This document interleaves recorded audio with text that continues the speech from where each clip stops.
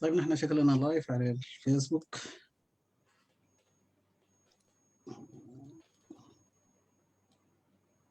اوكي.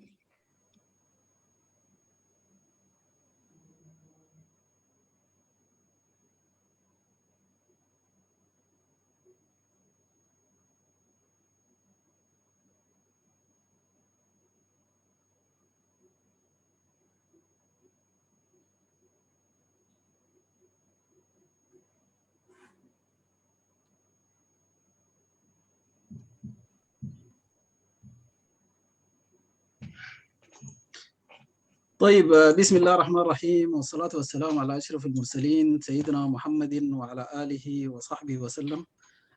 على غير المعتاد الليلة من التقيكم أبدر، لأنه ضيفنا ذاته على غير المعتاد يعني، فربنا يديه الصحة والعافية. ونشكر جزيل الشكر نيابة عن مبادرة الباحثين السودانيين، وأصالة عن فريق ونس على دروب النجاح.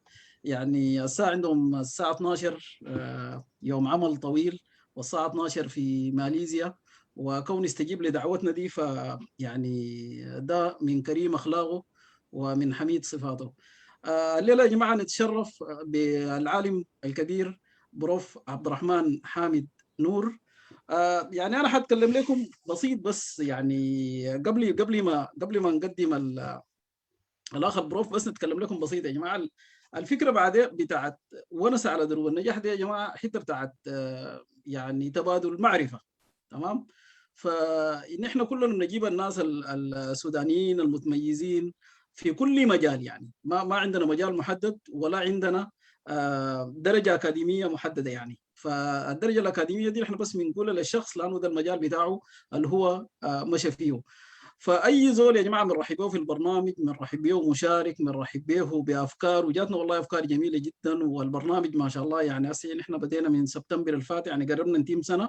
البرنامج ده ما شاء الله ماشي ممتاز جدا، واستضفنا منه ناس يعني عمالقه وعباقره، وعرفنا انه الناس ديل يعني اجتهدوا وتعبوا كيف، ودائما هم بيجوا بدون الصوره الجميله والصوره الملهمه. فالليله يا جماعه ان شاء الله حنستضيف بروف عبد الرحمن حامد نور. انا بديكم عنه نبذه بسيطه، بعد ذاك بنديه هو المجال يتكلم عن نفسه. مواليد مدينه الفاشر الحبيبه. الراجل ده يا جماعه ما شاء الله تبارك الله عنده دكتوراه فخريه من جامعه كامبريدج. لما نحن نقول جامعه كامبريدج خلاص بعد ده دي نقطه سطر جديد. عنده 3 جوائز رفيعه، اثنين ذهبيه، والثالثه يا جماعه لافضل مشروع تم عرضه في معرض ذا بريتش انوفيشن اند تكنولوجي شو. المعرض ده الدكتور حاجي يتكلم لنا عنه بعد شويه. لكن الحاجه المثيره للاهتمام واللي بتخلينا نحن يعني نفتح اذاننا كويس ونفتح مواقينا عشان انه نعرف انه البروف ده وصل للحاجه دي كيف.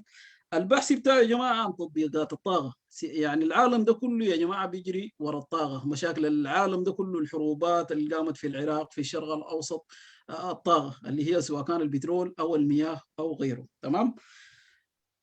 الراجل ده عمل بحث في تطبيقات الطاقه اسمه الماء كطاقه بديله. تمام.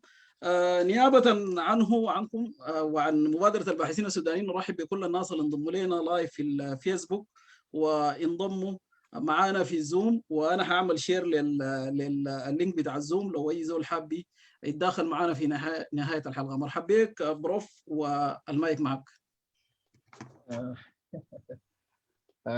السلام والله يا اخي، انا ما اعرف اذا انا ابدا. انت ما خليت حاجه يا اخونا ياسين. الاخوه الاعزاء، الاخوات العزيزات، حياكم بياكم وجعل الله جنة مثواكم. كيف صحتكم؟ ان شاء الله اليوم يعني نبدا معاكم في هي حقيقه دردشه. لكن قبل ما ابدا في الدردشه يعني انا الشكر كل الشكر لاخي العزيز جدا دكتور ياسين حسن وفريقه الميامين. فحقيقه البادره انا بصراحه عجبتني البادره، ودي انا بعدين اتكلم مع ياسين. لكن يعني الفكره ده فكره بدنا ممتازه جدا. وانا اقول لكم حاجتين قبل ما ابدا. يعني مساله العزيمه والاصرار والصبر، فخلوا 3 حاجات ده ونختم به بعدين الحلقه: العزيمه والاصرار والصبر. فالجيل ده حقيقة I have no doubt إنه حقيقة حيغير السودان وأبقوا عليه كثير. إخوتي الأعزاء، لقد حبست فكرا وعصمت قولا وسجنت رأيا، ليس جهلا أو تجاهلا وإنما قناعة، فالمقام عندي يسبق المقال، والحديث حينما يلزم الحديث واجب، والصمت حينما يلزم الصمت فضيلة. امتدت رحلتي بين الصمت والفضيلة وأنا خارج الحبيب السودان زها 22 عاما، ولكن كنت أتابع الأحداث عن كثب وأحيانا بحذر، ووددت أن أستوثق من كل شيء قبل أن أبدي رأيا تجاه أي قضية. إخوتي الأعزاء، هنالك أشياء كثيرة يجب مناقشتها، لكن اليوم أنا حقيقة أخي ياسين أشكرهم على المبادرة وعلى دعوتهم وعلى الاستضافة في هذا البرنامج مبادرة الباحثين السودانيين، وإن شاء الله أكون عند حسن ظنكم نقدم مادة يفيدنا ويفيد بلدنا، وبالأخص الشباب الباحثين البادين يدابوا. فدي مسألة مهمة جدا، وشيء واحد برضو مهم، يعني مهما أنت يعني وصلت من العلم وكذا، العالم الآن أنت you cannot work alone never. فعشان كده لازم النتورك مهم جدا جدا، ودي الحتة اللي أنا بعدين بركز وبربط لكم الريسيرش بتاعي ماشي كيف ومثلا وصلنا وين ونعمل، لكن النتورك is very important، ودي فرصة مهمة جدا. ومن خلال مبادرة أخي العزيز فدي فرصة حقيقة، يعني النتورك إذا كان داير تمشي في الببليكيشن، في البيتنت، في الكوميرشاليزيشن، فلازم you have to work as a network، وده مهم جدا جدا. واخونا ياسين فتح هذه النافذه، فانتوا you have to take the initiative، you have to take whether you want to take it or leave it، لكن الان كل شيء في يدكم. اخونا ياسين نرجع لك. الله يديك العافيه يا بروف. يعني بدايه يعني اديتنا طوالي ما شاء الله، اديتنا طاقه ايجابيه عشان نحن نقدر نبدا معاك ونقدر يعني قلت لنا حاجتين جميلات جدا اللي هي المشاركه والصبر، ويعني دي فعلا يعني دي حاجات دي اللي هي الادوات اللي بتخلي الزول ينجح. طيب يا بروف، نحن حنرجعك شويه وحنرجعك لمسقط الراس مدينه الفاشر وما ادراك ما الفاشر. يعني رجعنا شويه الميلاد والدراسه الابتدائيه او الدراسه المدرسيه. اوكي. حقيقه انا الميلاد من قريه في شمال غرب دارفور في مدينه اسمها تينو، يعني على بعد 7 كيلو يعني غزان باساو. فده الاسره، فصاحبي والد الفاشر، لكن الاسره والناس كلها من الطينه. وجيت يعني انا جيت صغير جدا، الوالد كان يعني راجل حافظ قران رحمه الله عليه، ربنا يغفر له ويرحمه، فلكن انسان كان راعي، فعنده كميه من الابل والغنم والضان والبقر. فحقيقه هو حسانا للمسائل ده منذ الصغر، فمساله المسؤوليه الفرديه فدي كان من المسائل. فكنا يعني كنت بمشي مع اخواني الصغار الراعي بيسرى وكذا، لكن جيت الفاشر وانا عمري 5 سنة او 4 سنة وشويه 5 سنة. فبعد ذاك مشيت الابتدائيه انا قريت الفاشر الشماليه الابتدائيه. ففي الفتره في المدرسه دي كانت حقيقه يعني ايام البلد بخير، يعني مساله بيسموه شنو وجبه بيسموه وجبه فكان كل شيء موفر. لكن واحد من النقاط اللي انا حقيقه واللي حاسه متذكر، فكان عندنا في سنه ثالثه واحد يعني شاطر جدا، لانه بصراحه اللغه العربيه ما كان لغتنا وكذا، فواحد يعني شاطر جدا في اللغه العربيه.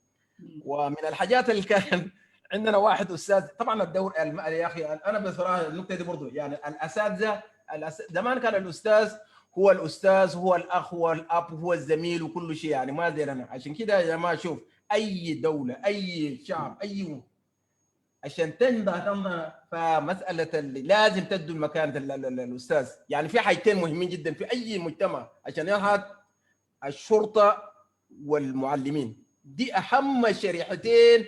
لكن العكس، احنا في السودان اكثر ام سوري تو سي، لكن اكثر شريحتين يعني انا ديسابوينتد يعني بصراحه دي اللي انا. لكن المهم فعندنا استاذ كان راجل ممتاز في اللغه العربيه، وعندنا واحد من الطلاب اللي معنا في سنه ثالثه راجل ممتاز.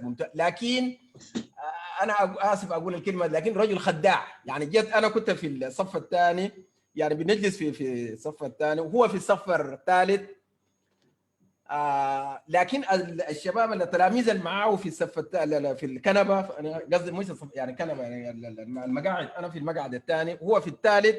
فالشباب كلهم حقيقه يعني زي بيليف انه ذيس از ذا بيست جاي، وهو عارف الكلام ده، فبيفتز الناس انه يجيبوا له العصير ومش عارف ليه الطحنيه والمربى والمسائل المسائل النايده.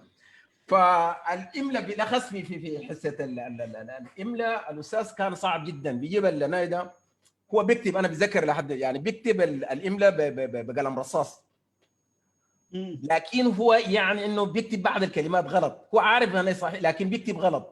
فالطلبه كلهم بينقلوا منه. ففي 3 دقائق قبل ما يعمل سبمشن اسمه شنو، بيمسح بالاستيكه وبغير الكلمات اللي هو كتبهم غلط. فالنتيجه لما تيجي هو بيجيب 100%، يعني بيجيب اذا كان 15 من 15 20 ديلات بيسقطوا الاستاذ بيجلدهم، لكن هم ما فطنوا. يوصل الطلبه دي طيب ما فطنوا. وين الرشوه وين الطحنيه والحاجات دي مشت وين؟ That's very good question. I'm coming to that. فحقيقة ما فطنوا للمسألة دي لحد مشينا في منتصف السنة في الفصل. فواحد من الشباب ده فطن قال يا أخي اسمع، احنا انت ليه انت تجيب يعني الدرجة الكاملة ونحن لنا؟ قال انتوا بتستعجلوا في الكتابة وكذا، لكن انا ما هنا. فاتضح انه هو يعني الطلبة لما ينقلوا في اخر هنا بيمسح الكلام ده كله، بيكتب الكلمات الصحيحة وبيجيب الاسم شنو. فدي كان حقيقة يعني واحد من الانسبايرنج. يعني انا حقيقة فقلت يا اخي مساله الاعتماد على النفس ده حاجه مهمه جدا. يعني دي واحد، دي كانت في الابتدائيه. بعد ذاك وقت مشينا المتوسطه، يعني حقيقه يعني ربنا يطراه بالخير، عندنا واحد استاذ ممتاز من بتاعت ماثيماتيك اسمه استاذ محمد صالح عبد الشافي. فالراجل ده حقيقه يعني انا بصراحه يعني واحد من زي ما بقولوا درايفنج فورسز او ممكن التيرنينج بوينت في حياتي. فراجل ممتاز. وكان هو عندنا الجمعيه اللي بيسموه شنو المدرسه، ودائما يعني في المنافسات في المدرسه وكذا، بالاخص في الرياضيات. نعم. المساله الكويز، يعني كلمه كويز بالانجليزي انا اتعلمتها في المتوسطه. فهو دائما بيجي بيدينا المحاضره او الحصه في 10 دقائق قبل الحصه وهو بيعمل كويز. فحقيقه كان يعني فعلا يعني انت عارف، عشان كده انا اقول لك الاساتذه كانوا يعني حقيقه يعني الناس مربين يعني. فخلان مساله المنافسه ومساله تعتمد على نفسك وتجي يعني ريدي للكلاس وكذا وبتاع. فجاب مساله كانت صعبه جدا. المساله دي ممكن يكون واحد بس طالب واحد حلاه، وعملنا سميت للمساله دي. الحصه جاء الحصه اللي بعديها وجاء حل. فقال يا اخي منو اللي بيحل اسمه شنو المساله. فعندنا واحد كان اول الفصل، فراجل يعني دائما هو يعني زول بتاع شو. فقال يا اخي رفع يده واستاذ اداه الفرصه، فقال يا قوم حل المساله دي. فحلاه بيز اون فهمه هو كان لنا، ومساله يبدو انه كان غلط، الحل كان ما صحيح. فالتفت ما في زور هناك، فقال يا اخي عبد الرحمن قوم حل المساله. فحليته. فانا ذات على حسب يعني فهمي وحليت المساله لأنه. فقال يا اخي في الكلاس ده الشخص الوحيد اللي حل المساله ده هو عبد الرحمن. فبصراحه يا دكتور ياسين ده كانت حقيقه ريال تيرنينج بوينت. فده خلاني خلاص اركز على مساله الماثيماتكس. ومن ذاك اليوم حتى اليوم يعني انا عندي كيسز كثيره جدا بعدين اقول لكم، لكن فدي كانت واحد من التيرنينج بوينت بتاعت الماثيماتيك. يعني حببنا حقيقه، هو حببنا مثلا الرياضيات. وبعد ذاك حتى وقت مشيت الفاجر الثانويه وبدا برضه كنا بدأنا. لكن لو عندك اي شيء قبل ما نمشي الثانوي. نعم. طيب يا ده كلام جميل جدا. يعني التحفيز بالذات في سن صغيره، يعني ف لما انت تجي يعني كلنا يعني في ذاكرتنا اساتذه محفزين ومحبطين يعني. ف دائما يعني انت لما تكون شغال مع نش او شغال مع اطفال صغار، فانت دائما حاول تديهم يعني لانه الواحد بيكون بيكون يعني جاهل بمعنى كلمه انه ما عارف انه العواقب بتاعت الحاجه دي شنو. فانت الليله لما تجي تديه مثلا زي مثلا الاستاذ مع بروف عبد الرحمن ده في الفاشر المتوسطه، قال له انت الوحيد اللي حليت المساله دي صح، ده فتح له افاق ثانيه يعني في الوقت ده. يعني ممكن لو قال لك السعدي انت it mean nothing to you، يعني ما حتعني لك حاجه، لكن في الوقت ده بتعني لك حاجه. عشان كده يا جماعه الناس بالذات السي دي عندكم السوشيال ميديا، الناس اللي بيكتبوا في السوشيال ميديا، الناس خليكم دائما محضر خير، خليكم دائما اكتبوا الحاجات البوزيتيف. يعني ما الواحد يعني معلومه ما متاكد منها ما يقوم ينشرها كده بس بدون على عواهنه يعني. والتعامل مع الاطفال بالذات المعلمين الناس اللي بيشتغلوا مع الاطفال، وعندنا ما شاء الله في السودان في يعني ظهرت اللي هي الدبلوماسيه الشعبيه، يعني الناس اللي بيشتغلوا المبادرات اللي بيشتغلوا الشغل ده يعني المتطوعين تمام. فدول شغلهم بيكون مع الاطفال والناس الضعيفين يعني. فالتحفيز مهم جدا جدا، التحفيز. ونحن ده واحده من الحاجه اللي احنا اللي بنعملها في مبادره الباحثين السودانيين اللي هي التحفيز. عشان كده بنجيب امثال بروف عبد الرحمن انه يجوا يتكلموا لنا عن تاريخهم، مش لانه يعني عشان يعملوا شو، هم ما محتاجين يعملوا شو ليزول ولا محتاج، خلاص ما شاء الله تبارك الله عبروا، نحن المحتاجين اليوم. فنحن لما نجيبهم دايرين نسمع منهم انه الحاجات المحطات المشوا فيها عشان نحن ذاته نستفيد منهم. اتفضل يا بروف واصل. المرحله المتوسطه من المتوسطه مشينا للفاشله الثانويه. فمن الطرائف يعني قبل ما نمشي الفاشله الثانويه فحقيقه انا اصلا لعيب جدا يعني زول بتاع كوره وبلعب كوره يعني كنا بنلعب في الفاشله الابتدائيه والمتوسطه. فساعة امتحاننا من المتوسطه للثانوي عاده الفاشله الثانويه مدرسه داخليه، لكن الطلبه اللي بيمتحنوا من الفاشر فدائما بيمشوا مدرسه ثانويه مدرسه نيالا الفاشر دارفور الثانويه لانه دي مدرسه. لكن الطلبه لما يكون درجاتهم عاليه بيدوهم فرصه على اساس يا تمشي الداخليه او تمشي يعني المدرسه اللي هو الخارجيه. فكانت درجاتي كبيره فانا فضلت على اساس امشي فاشل، لانه حقيقه قبل ما نمشي كنا في المتوسطه يعني كان في الجرايد بنسمع يعني الفاشله الثانويه وفاشله الثانويه وفاشله الثانويه تغزو كليه الهندسه جامعه الخرطوم. فبتذكر السنه ذاك جايبين في المين شيت انه الفاشله الثانويه تغزو كليه الهندسه جامعه الخرطوم. يعني دخل 12 من فاشله الثانويه دخل الكليه دخلوا اسمه شنو جامعه الخرطوم الهندسه. فده كانت واحد من المحفظات، وزي ما قلت لك الباك جراوند بتاعت الماثيماتكس وكذا. فقلنا يا اخي انتهز الفرصه دي وامشي داخليه، لانه انا اصلا مع عمري كله في البيت وكذا. فقلنا يا اخي ده فرصه على الاقل الواحد يشارك الاخرين مساله الداخليه وكذا. يعني حقيقه انا كنت في البيت بكل صدق يعني شاي ما بيعرف يعمل. ده قلنا فرصه فصح انا من الفاشل، لكن مشيت الفاشل الثانويه. الطريف يا يعني انا كنت صغير جدا، زول صغير وقصير يعني قصير، ولكن زول بتاع كوره يعني كنا اصلا زول رياضي بيلعب مهاجم وهولدنج ميدفيلدر. فاول طالب في الفاشله الثانويه يعني زول بورلوم، يعني مشينا الفاشله الثانويه واختاروه يعني ربنا يطلعه بالخير اذا هو بيسمعني اليوم، واحد اسمه استاذ نعمان هو السكرتير الرياضي. فاخذنا زي 3 4 تدريبات معنا فلقانا هنا. فالمهم على حسب خبرته وكذا فاختارني طوالي للفريق الاول نعم الطائره والقدم.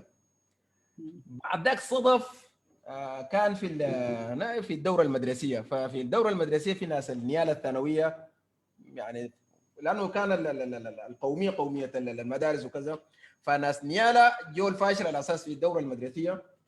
فواحد بيتذكروه اسمه مايكل ده من اللعيبه الممتازين جدا من جنوب، كان جنوب السودان، ولاحقا لعب في هلال نيالا ومشى هلال العاصمه. فده جاء مع نيالا الفنيه على اساس في الدوره المدرسيه. فراجل ممتاز. فاستاذ نعمان ده قال لي يا اخي عبد الرحمن انت مهمتك اليوم ما تبقى سترايكر يعني ما مهاجم، تكون هولدنج ميدفيلدر، ومهمتك بس مايكل ده ما يمر من النص. وزول قصير لكن كان يعني الفتنس بتاعي كان ممتاز يعني. فيبقى انا فواحد من الحاجات اذا ياسين ممكن اعمل سلايد شير واوريكم الحته دي. جدا جدا جدا. انا عملتك هوست عشان تقدر تعمل شير لصور اي حاجه عندك. شكرا بارك الله فيك. الله عليك. اي فده الاسره، لكن احنا هسه دخلنا ده الاسره، وده اخواني لنا. نحن طبعا الوالد متزوج 2، ف من الوالده نحن 9، يعني 5 اولاد و4 بنات، ومن عمتي نحن برضه فيهم 7، 3 بنات فكل ما هي ربنا يديهم طول العمر والصحه. دي دي طبعا الاسره الصغيره.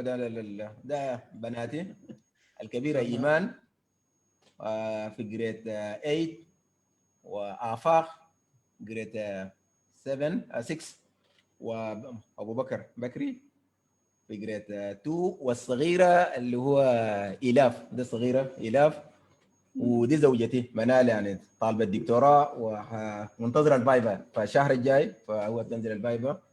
فدي الاسره الصغيره، ودي الكوره يعني زي ما قلت لك، يعني كنت صغير وكان من ضمن اللي زي ما قلت لك يعني جبت الفاشل اللي اسمه شنو؟ نعم. انا ده كلير مش كده؟ لا واضحه جدا. ايوه واضحه. شو كلير مش؟ ايوه.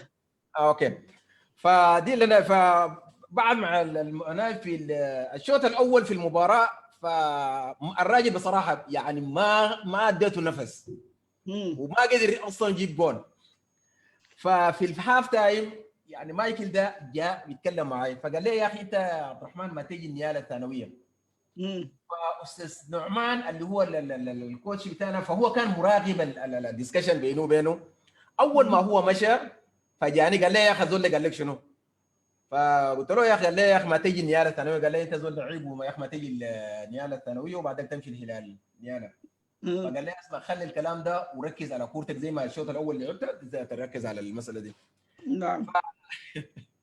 المهم هو حقيقه يعني ما هنا المباراه ترى تعادل، يعني هم ما هو كانوا اصلا كلهم متوقعين انه هم يفوزوا على الفاشله الثانويه، يعني لانه المدرسه كان فريقهم كان ممتاز بتاع. فدي كانت شهره يعني اللي لعبت. بعد ذاك الفرق في الفاشر يعني كل اللي بيسموه السكاوتس الكشافين بتاعت لنا، فمراقبين لنا. فعندنا فريق الحي يعني عندنا زي 6 احياء، وعندنا النيل. فناس النيل حقيقه من المباراه ذاك فكان بقت لنا وجو فقال يا اخي لازم تسجل. فانا طبعا جاي ده ابو فاشله الثانويه ودار امتحن الشهاده السودانيه. فقلت لهم يا اخي والله انا يعني احس ما انا خليني امتحن الشهاده السودانيه وبعد ذاك. فقالوا لا يا اخي انت سجل عندنا ونديك اليوم اللي بيسموه شنو؟ اللي بيسموه شنو؟ الخميس، اعتقد الخميس والسبت يعني تلعب معنا، اما باقي لنا يعني احنا ممكن يعني نسمح لك انه. نعم. انا قلت لهم خلاص يعني ما انا فبقيت بنلعب يوم الخميس، لانه بننزل يعني الخميس في نهايه اليوم بننزل بنلعب المباريات وكذا. فسجلت في نادي النيل في اولى وثانيه في سنه ثالثه، فامتحنتها. فكان حقيقه في نادي النيل اللي هو في درجه ثانيه. فبذكر اول مباراه في النادي جبت جول، وكان يعني فرصتنا على اساس نمشي درجه اولى يعني لازم نغلب الفريق الثاني، عنده فرصتين، فرصه التعادل او يغلب. فبذكر يعني انا المباراه ده كان انتهت 2-0 والجونين الاثنين جبتهم انا، فصعدنا درجه اولى. فدي كانت لنا. بعد ذلك طبعا مشينا الجامعه الكوره والاسم شنو. لكن قبل ما امشي اسمه شنو، في حاجه انا فات علي. اوكي. في الفجر الثانويه طبعا بعد ذاك كنت السكرتير الرياضي. طبعا يعني نادر يعني انه يعني زول في بورلوم اللي هو جاي يعني فريش وتكون السكرتير الرياضي، لكن كنت رئيس لنا وسكرتير الرياضي في الفاشله الثانويه. يا بروف انت وين في الصوره دي؟ ده جود. والمفروض كان اعمل لكم دايره لكن صوره ما انا. فالصوره دي لو واضح، الصوره واضحه عندكم لا الصوره واضحه جدا. ايوه نعم. اي نعم، اذا صوره واضحه جدا يهودا انا هنا يهودا. اوكي. اي نعم. فكنت في نادي النيل. فبعد ذاك بعد ما امتحنا من الاسم شنو، طبعا بعد ذاك مشيت الجامعه. فالجامعه انا قريت في ليبيا، يعني ما انا ما قريت درست الجامعه في السودان. لكن كنت بتذكر الكلام ده سنه 88 تذكروا بعد بعد احداث ابريل. بعد نميري يعني، لانه يعني داير اربط لكم الحته دي. كان العقيد معمر القذافي عنده مشكله مع نميري، عنده مشكله شخصيه سنه 75 تتذكروا بعد فيعني زي اتبرع ب 50 فرصه منحه دراسيه لاندر جرادويت في ضابط الجامعه. وكده كان حكومه الصادق ووزير وزير التربيه if I'm not mistaken بكري عديل الله يرحمه. كان وزير التربيه، مش كده، وزير التربيه والتعليم. نعم. ديل هم اظن 50 في المنحه. واحنا عندنا واحد اخونا تاج الدين محمد صالح، اذا بيسمعنا معكم هناك بالمناسبه في بريطانيا، تاج الدين محمد صالح، فجاب لنا 9 فرص. فانا من ضمن ال9 فرص مشيت اسمه شنو، وحقيقه انا كنت يعني مقبول، انا الطب كليه الطب. لكن حصل حاجه غريبه جدا، فالليبيين مشيت وقلت لهم يا جماعه انا والله يا اخي انا الطب ما داير ادرس الطب. فالراجل استغرب. فالليبيين طبعا لغتهم قال لي خيرك انت، خيرك انت شنو تبي؟ قلت لهم والله، قلت لهم يا اخي انا ما نبيها شيء يعني ما عايز حاجه. قلت لهم يا اخي انا داير الهندسه. قال والله غريبه انت شنو؟ قال يا جماعه، قال انا بيسووا شيء يتعاركوا في الطب وانت ما تبيهاش الطب، يعني انت يعني احنا يعني العكس، يعني احنا الناس يعني انا على اساس بتنافسوا في الطب وانت عندك فرصه طب وما. فقال خلاص شنو تبي؟ يعني عايز شنو؟ فقلت له يا اخي انا داير الهندسه. immediately جاب الفورمات وقال خلاص يا اخي انت لو ما داير الطب، قال دي فرصه كويسه ونحن دانا، وقالوا لي تمشي الهندسه. الهندسه كنا بندرس السنه الاولى عام وبعدك تمتحن عشان تمشي اسمه شنو. فمشيت الجامعه فلقيت زي ما قلت لك ال50 جو من السودان، وانا كنت في جامعه الفاتح يعني طرابلس. وال50 جو جزء منهم كان جو جامعه الفاتح وجزء مشوا جامعه ناصر، طبعا برضه في ليبيا في طرابلس، لكن في جامعه ثانيه جامعه ناصر. فدي كان من احسن يعني من اقدر الايام الحقيقه الواحد عاشوا في هناك، لانه فبصراحه يعني الواحد لقى نفسه هناك وكون يعني جانب هناك. لكن في ليبيا كان في مشكله، لانه انتم لو تبدو انا مساله اللجان الثوريه وكذا، فحقيقه دي كانت من الحاجات يعني السودانيين كانوا متخوفين من الحته دي وكذا. لكن حقيقه عشنا ايام جميله في طيب يا بروف، بس معلش اسمح لي اقاطعك هنا. السبب اللي خلاك تمشي تدرس في ليبيا، هل انه بس المنحه ولا انت بس كنت حابب تمشي تقرا برا السودان يعني؟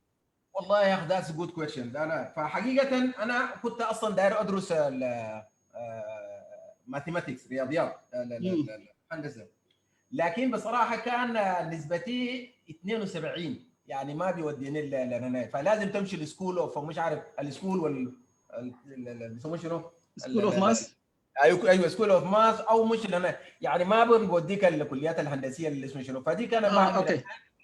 بلس اللي هو المنحه حقيقه. وكنا زي ما قلت لك يا اخ شباب، ومساله انه لازم تطلع برا دي كانت حاجه يعني برستيجس، بالرغم انه ما بتعرف العواقب شنو، لكن مثلا انه يا اخي والله فلان يا اخي بدرس برا السودان، فدي كانت واحد من هناك. لكن الريال السؤال اللي انا ممكن تطرح ليه طلعت من السودان، يعني دي ممكن يكون ده سؤال بري انترستنج، لكن ليتر ان شاء الله.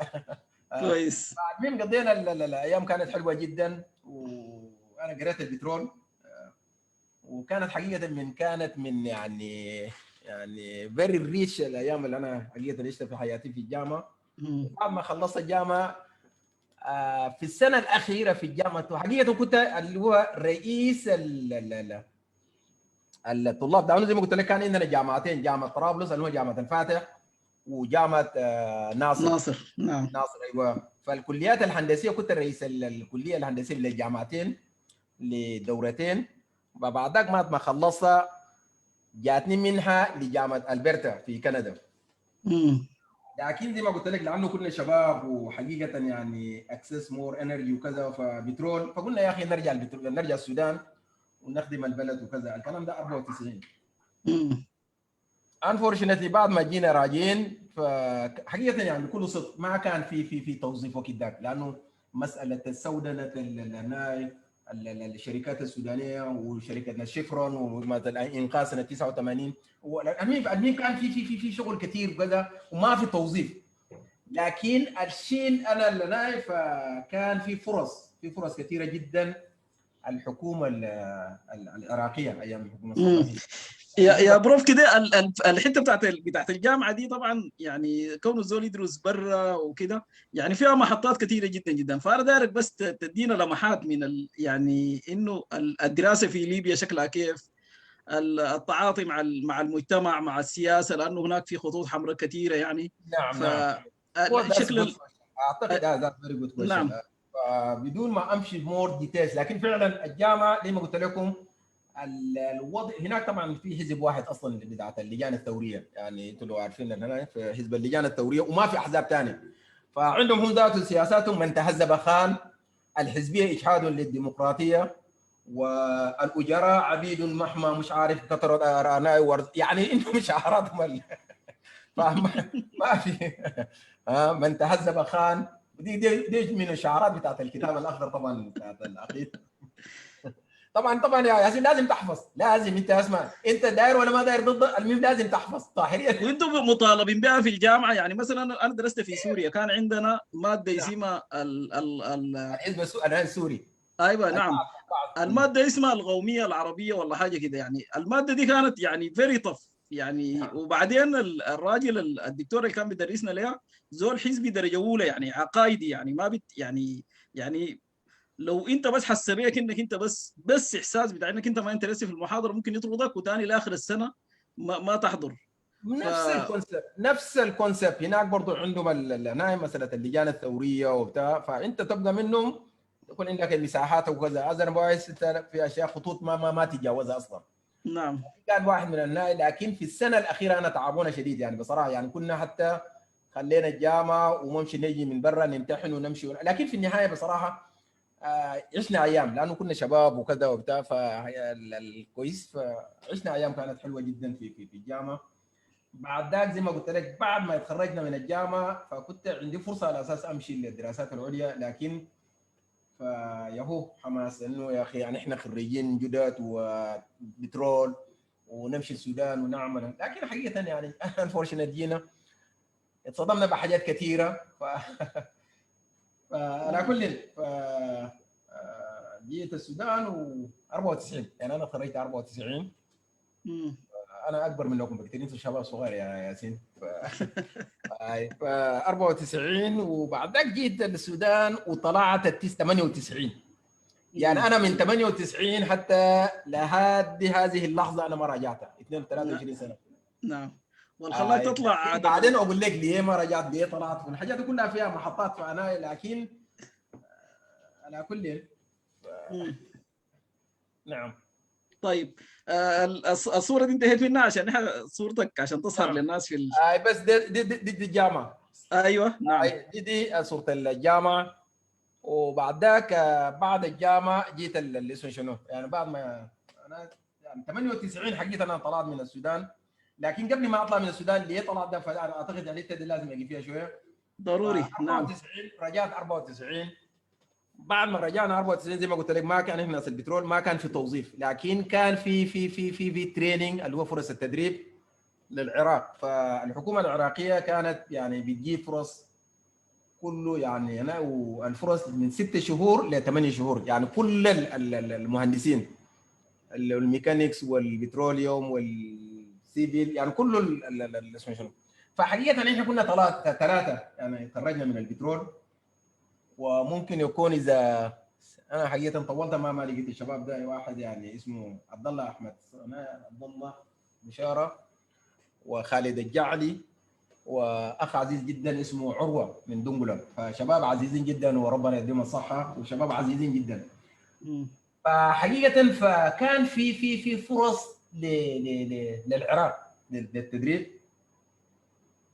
لكن واحنا طبعا جينا قدمنا اللي اسمه شنو وعن طريق يعني شخص ومشينا اللي اسمه شنو، لكن الفرص كانت نحن ثلاثه من البترول، والمهم 2 منهم ادوهم الفرصه يمشوا العراق للتدريب. فالمساله دي حقيقه يعني كان مستفزه جدا بالنسبه لي.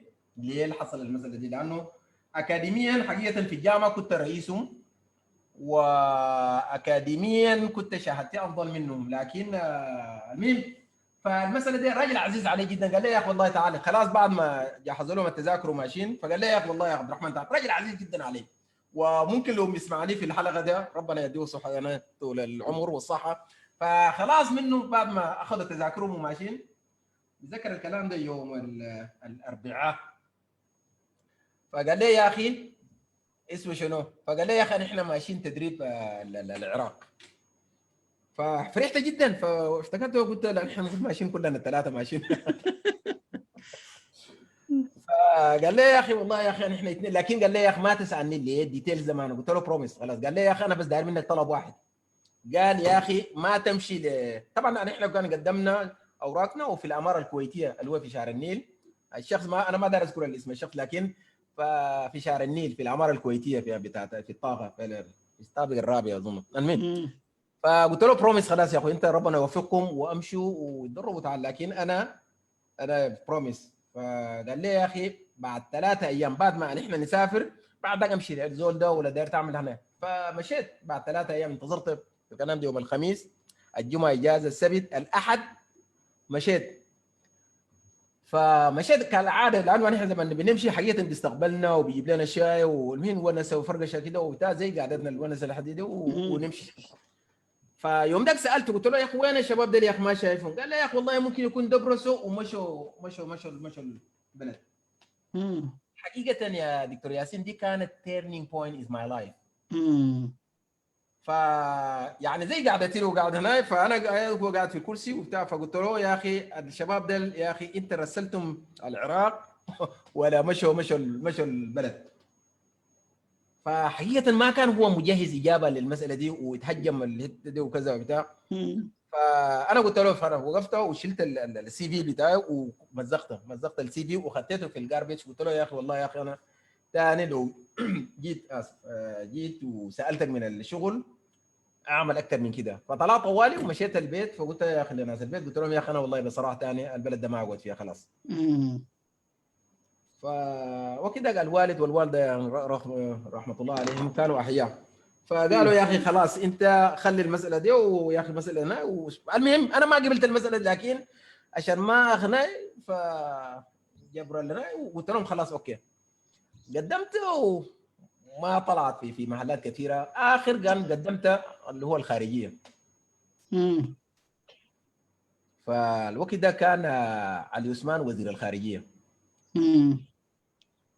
فدخلنا المعاينات، كل المعاينات اللي انا وذكر والله يا اخي انا احنا 150 دي اخر الليست، انه خلاص المفروض تمشي للوزير تو ابروف على اساس انه ديل يطلعوا لنا.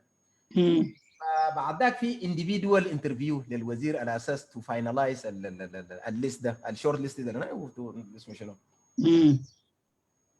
فبرضه يعني وزعوا التفاصيل، لكن فقال كلمه غريبه يعني انا حقيقه دكتور ياسين الكلمه ده فعلا دي كانت زي ما قلت لك دي اخر القشه التي قسم ظهر البعير. ظهر البعير معي في السودان. فقال لي ايوه تمشي مالك انت؟ قال لي يا اخي انت زول بتاع بترول وبدار تمشي الخارجيه ليه؟ فكلامه كان منطقي يعني انه بتاع لكن قلت له يا اخي يا شيخ انا قدمت كل شيء وما لقيت ما لاقي انا فرصه. فقال لي يا اخي انت اديك عشان ليه شنو تعمل شنو يعني انت انا؟ وقال لي يا اخي اوديك برا عشان تحاصرونا من الخارج. يعني كلمه ده والله يا ياسين قالوا قبل 22 سنه، لكن كانه اليوم يعني انا بسمع لانه كل ما اتذكر السودان بتذكر الكلمه ده. فإميديتلي ياسين انا طلعت من المساله دي قلت خلاص مشيت طوالي اتدربت الدوره اللي هنا المدرسيه مش سوري لا الخدمه المدنيه الخدمه الوطنيه. ايوه مشيت اللي عملت البتاع ده وانتظرت لحد 98 فجيت ودعت الناس وطلعت 98. فمن 98 يا ياسين لليله فما المهم دي كان يوم من الابتدائيه للمتوسطه للجامعه. لكن الريال الحنان الحقيقه اللي ناي زي ما قلت لك الكلمه اللي قالوا لي ده. فحقيقه ياسين لحد اليوم والله العظيم انا في كل دراستي في كل شيء يعني بتذكر الكلمه ده. عشان كده انا قبل قلت لكم يعني انا في حاجتين بختم به العزيمه يعني الكوميتمنت والديترمينيشن والبيشن بلس انثوزيازم الثلاث الكلمات اللي انا دي. فدي فعلا يعني الزول انا اقول بالاخص الكلام ده نصيحه للشباب الجيل القايم ده فانتوا اللي بتقودوا التغيير، وانا اتمنى انه يجي اليوم انه يعني حقيقه يعني كلكم طلعتوا برا وانتم عرفتوا لنا حقيقه الناس كلهم مشوا، الدول اللي من جنب حوالينا حتى السودان، يعني كل الناس اللي اتطورت، الدول دي كلها اتطورت بابنائهم. فنحن في مشاكسات ما كانت هنا، ومساله حقيقه اتاخرنا كثير. فدي مساله من الاشياء انا ما يعني اتمنى نعم انه ما تتكرر، لانه نعم. بصراحه بلدنا محتاجه لكل الانتلكشوالز والشباب اللي انا متاكد، انا اي هاف نو داوت الجيل اللي حس فيه ده جيل التغيير، وفعلا جيل يعني they are driving force. واي دو بليف انه انتوا حتغيروا، انتوا الشباب الصغير ده. فانا متاكد يعني السودان داير نعم مساله وقت، لكن ان نعم. شاء الله البلد ده. لكن سبحان الله يعني الواحد لو بيعرف الغير ما كان قدمت في الخارجيه ذاته، لانه كان يعني ما كان اسع يعني وصلت في ابحاثك للحاجه اللي انت فيها دي، يعني كان لسه تكون يعني شغال والله في يا هناك. اخي طبعا ممكن يكون فربنا السبب. بيفتح. نعم نعم ربنا بيكفي نعم. الباب هنا وبيفتحها في حتات ثانيه يعني. اي نعم. فدي اللي من اسمه شنو من الحاجات اللي انا بتذكر. بعد ذاك الجامعه، فزي ما قلت لك يعني انا اول ما طلعت فمع الغبن والزهج وده، فاول ما جيت فكان في الجامعه عندنا واحد يعني ربنا يطراه بالخير ليبي اسمه الدكتور ابو عقيله. فالراجل ممتاز بتاعت اورجانيك كيمستري، يعني بتاعت اورجانيك كيمستري. فنحن في كل البترول وهو في الكيميكال كيميكال انجينيرنج، لكن لانه كانوا يعني الكيميكال هنا يعني مبنيين قريب بعض الكليتين، وهو بيجي بيدرس ناس البتروليوم بيدرسنا الاورجانيك. فراجل ممتاز. فحقيقه هو اللي حببني الكيميكال انجينيرنج كونسيبت بتاعت الكيميكال انجينيرنج. واول ما جيت ماليزيا فبصراحه مشيت من الجامعات اللي كان انهم التوب 5 يونيفرسيتيز، انه يونيفرسيتي ماليزيا باهانغ سوري بوترا، يونيفرسيتي بوترا، ويونيفرسيتي تكنولوجي ماليزيا، وفي اليو اس ام، في وعندنا اليو ام واليو كي ام. فالبوترا ما كان عندهم بترول، عندهم كيميكال انجينيرنج. فلانه زمان لما تجي ماليزيا السودانيين الفيزا اون ارايفل، يعني بدوك 1 مانث التاشيره، فلما تكمل البتاع لازم تطلع برا وتجي راجع وكذا. فمشيت الجامعه لقيت واحد وقت ذاك هو اسوشيت بروفيسور، يعني راجل طيب يا اخي وساعدني كثير. فهو في الكيميكال انجينير كيميكال انفايرمنتال. فقمت قدمت معاه، فقال لي يا اخي انت باك جراوند بتاعك لكن قلت له يا اخي انا اصلا وما انتم كلياتكم جامعاتكم ما عندكم بترول، وانا بصراحه انترست جدا في الكيميكال انجينيرنج وداري اعرف عن الكيميكال انجينيرنج وكذا. فقال لي خلاص قدم واعمل الريكومنديشن، جاب لي الفورمات قال لي املى الفورمات وقدمته. وفي جامعه ثانيه اللي هو اليونيفرسيتي تكنولوجي ماليزيا، اللي هو الجامعه التكنولوجيه اللي هو بتاع البترول. ومشيت هناك كانوا في شباب سودانيين يعني ممتازين، يعني اصحابنا وزملائنا ربنا يديهم الخير، من ضمنهم يهو الدكتور عز الدين والدكتور الهادي بدوي. فهذول شباب لقيتهم هم في خلاص، يعني هم طالعين، يعني هم انا جيت يا دابو برلوم وقدمت عندهم البترول. لكن القبول بتاعت الجامعه بترول اللي هو بتاعت الكيميكال انجينيرنج طلع قبل بتاعت البترول. وانا اصلا كنت انترست على اساس ادرس كيميكال انجينيرنج. كيميكال انجينيرنج. فاجتهدت جدا في الكيميكال انجينيرنج، لانه في اشياء يعني في بعض الترمينولوجيز وحاجات كثيره بصراحه ما كان عندنا، لكن فعلا دي كانت من الحاجات اللي انا استفدت جدا. فواحد من المعادلات اللي كانت عندنا اللي هو الانرجي ايكويشن والفلويد فلو، يعني مساله الفلويد فلو والترانسبورتيشن اوف الكرويد الاويل ان ذا بايب لاين، لانه انا اصلا بتاع البترول وجيت لقيت عندهم البروسيسنج والترانسبورتيشن بتاعت الكرويد اويل فعملت الماستر بالضبط في سنه و4 شهور.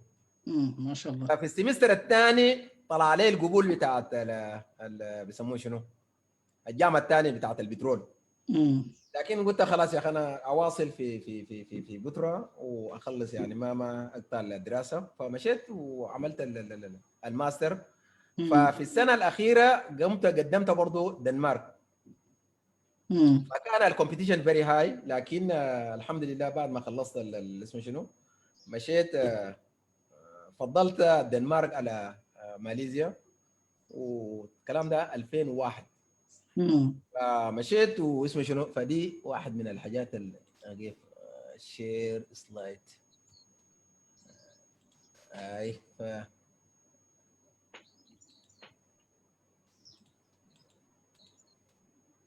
هنا دي الجامعه، ايوه دي الجامعه قطره، ده الجامعه طبعا دي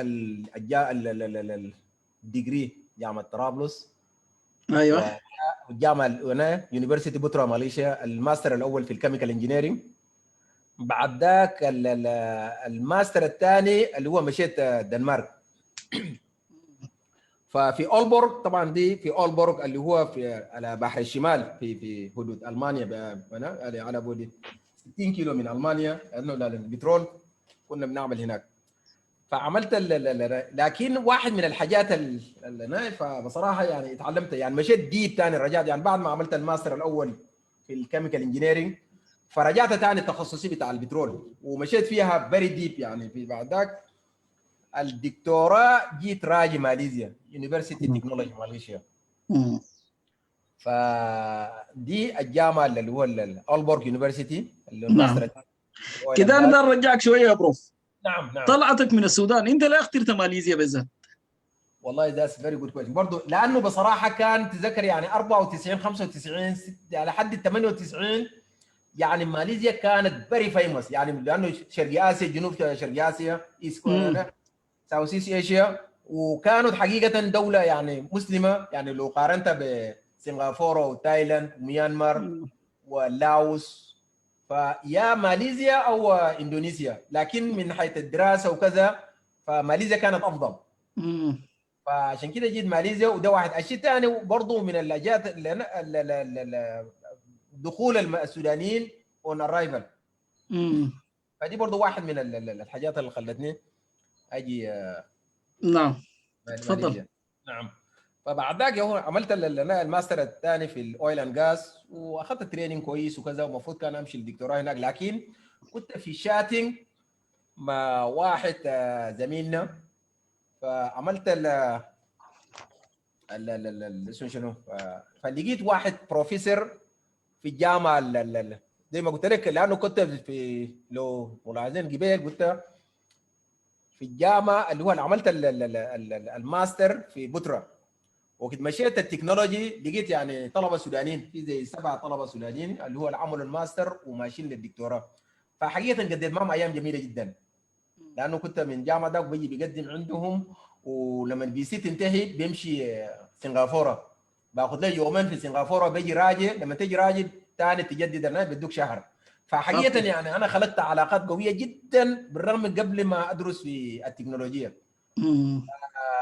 شباب دول حتى الان يعني معي، يعني ربنا يطول في اعمارهم، وشباب عزيزين جدا.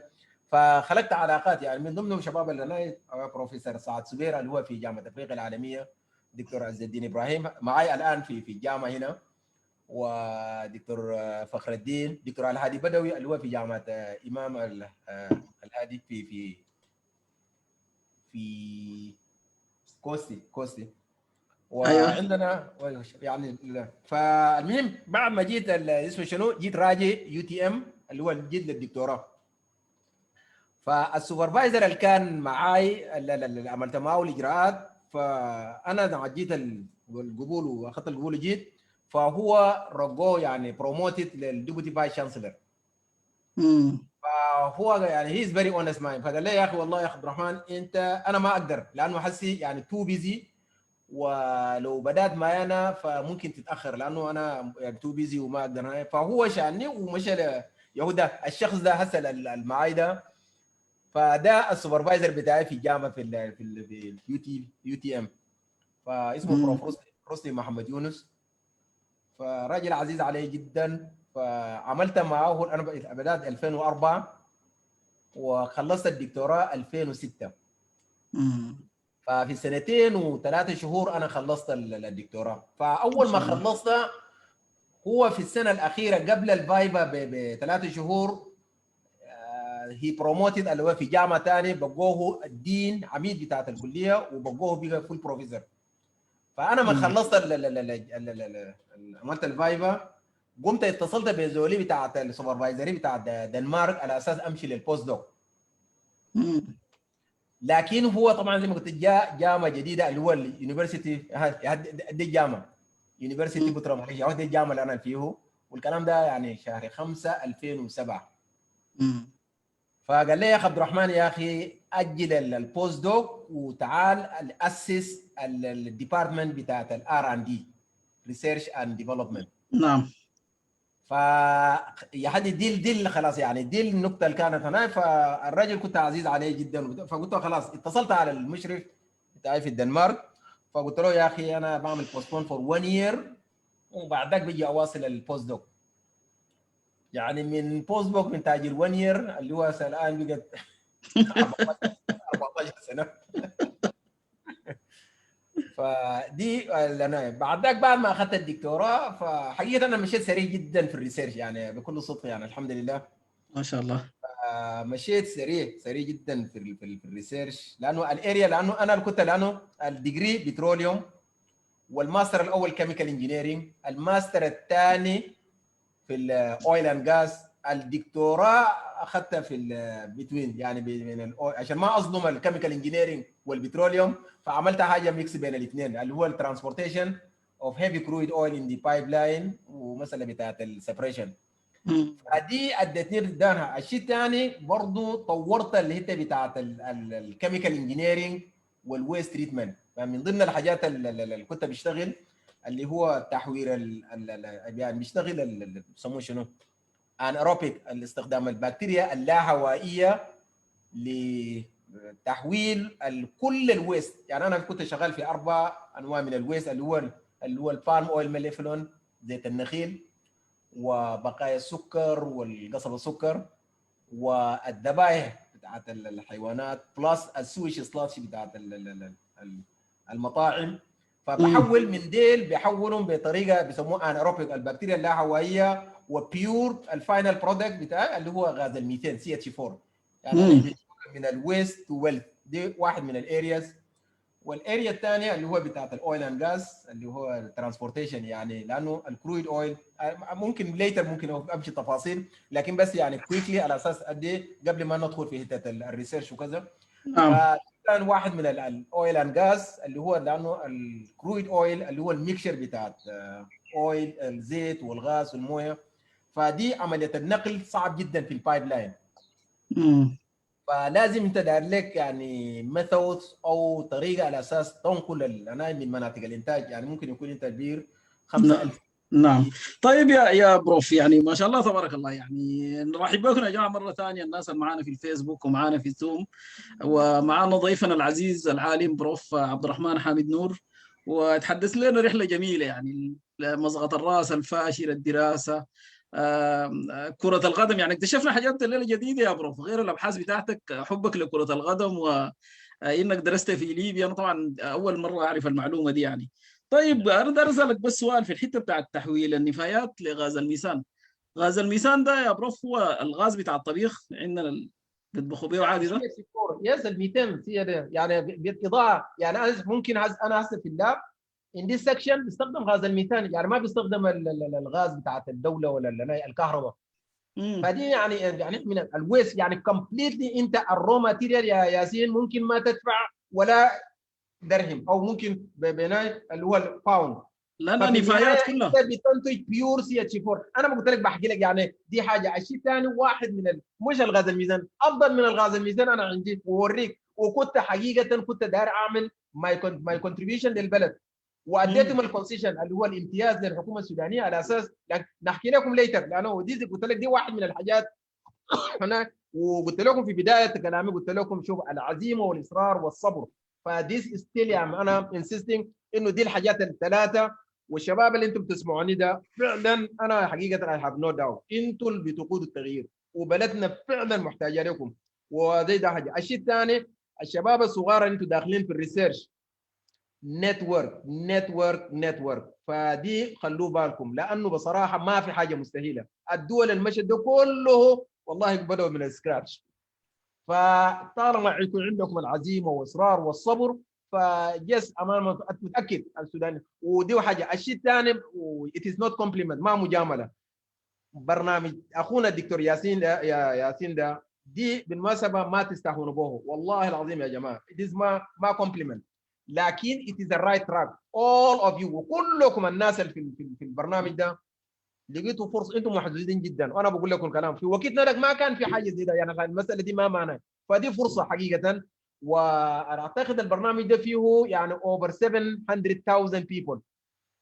يعني انا متاكد ممكن تلقى ناس في الاريا بتاعك وتبدا الكوميونيكيشن، وممكن تشتغلوا مع بعض بابليكيشن، كوميرشاليزيشن، بيتنت. الاشراف بتاعت البوست جرادويت ممكن يكون ياسين في السودان، اقصد ياسين في يو كي، ممكن تشتغلوا معاه وهو زول في السودان. كويس. السي في من المسألة يو هاف تو سيل يور سيلف. ف يعني دونت اندر استيميت يور سيلف. المسألة دي من المسألة تبدا يو هاف تو هاف ذا انيشيتيف، لكن جس ا ماتر اوف تايم وتصلوا. كل انسان ممكن يصل لل معلش ممكن يكون طلعت شويه من نعم، لا لا بالعكس، تفضل يا افرح. نعم. طيب والنواصل في اللي هي اشتغلت في الحته بتاعت النفايات، تحويل النفايات لغاز الميثان. لا ده بيجيكم بس، لكن زي ما قلت لكم بعد الجامعه بعد ما اتخرجت اللي هو جيت اشتغلت ومشيت سريع في طبعا دي صور ده التخرج بتاعت جامعه البتراء، وده الصوره دي الديجري اللي هو الماستر الاول في الكيميكال انجينيرنج من جامعه بتراء، وده من الدكتوراه من اليونيفرسيتي تكنولوجي ماليزيا.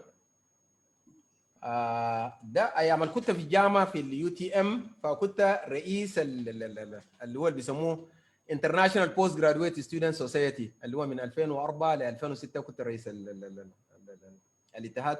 ده كلها كان يعني في 36 دوله، يعني يو تي ام كلها البوست جرادويت من 36 دوله. فحقيقه كانت يعني برامج يعني كانت يعني من الايام الجميله، يعني ايام الجامعه الواحد فري طبعا وقت ذاك، يعني سنجل فما كان يعني اللي اسمه الريستريكشنز كثيره. فحقيقه فكانت ايام جميله جدا. وبعد ما خلصت زي ما قلت لك كنت ماشي الدنمارك، راجع الدنمارك للبوست دوك، لكن بروف روسلي فقال لي يا اخي اخر المساله دي فور 1 يير. وبعد ذاك جيت اسست الديبارتمنت بتاعت الار ان دي. فدي واحد من اذا انا بديكم الاسم شنو. فالجامعه دي كانت هنا، فاذا ما عندكم مانع ممكن بس اعمل لكم البتاع ده يا ياسين. ايوه تفضل. نعم. اي فدي الاسم شنو.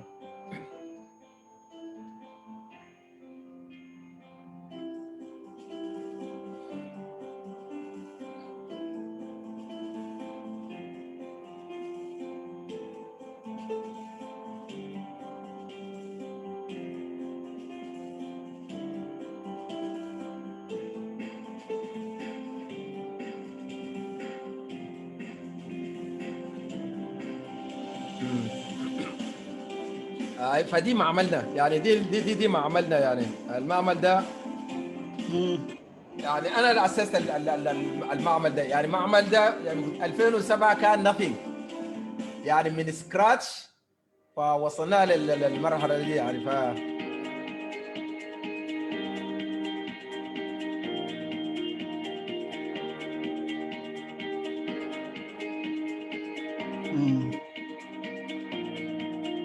فدي لنا الثاني يعني عندنا معسكرين، تو كامبوس، اللي هو واحد عندنا في مدينه والثاني على ابو 45 كيلو من المدينه الثانيه. فدي مكان والاكويبمنت يعني عندنا معامل يعني مجهزه شديد. ولهذا فكانت الريسيرش يعني عندنا مشت سريع جدا.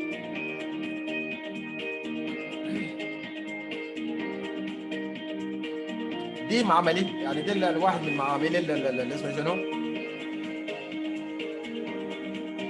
ده الكيميكال. وهذا ركزوا على الحته دي كثير. بعدين اوريكم الانتاج اللي حصل.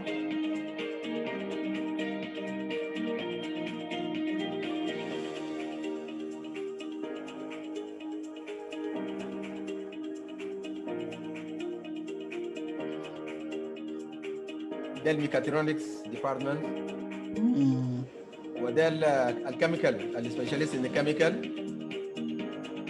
و وانتجنا يعني برودكتس، والان البرودكتس يعني دخلت السوق يعني كوميرشالايز وفيري كومبتيتيف. البرودكتس فيري كومبتيتيف، economically very competitive وتكنيكالي feasible.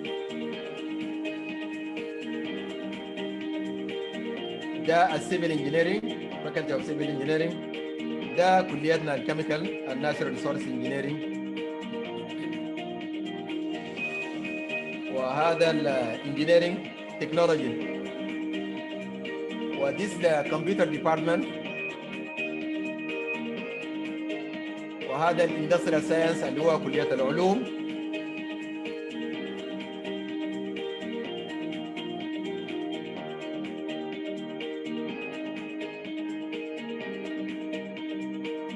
This is the center of research, excellence center for the automotive.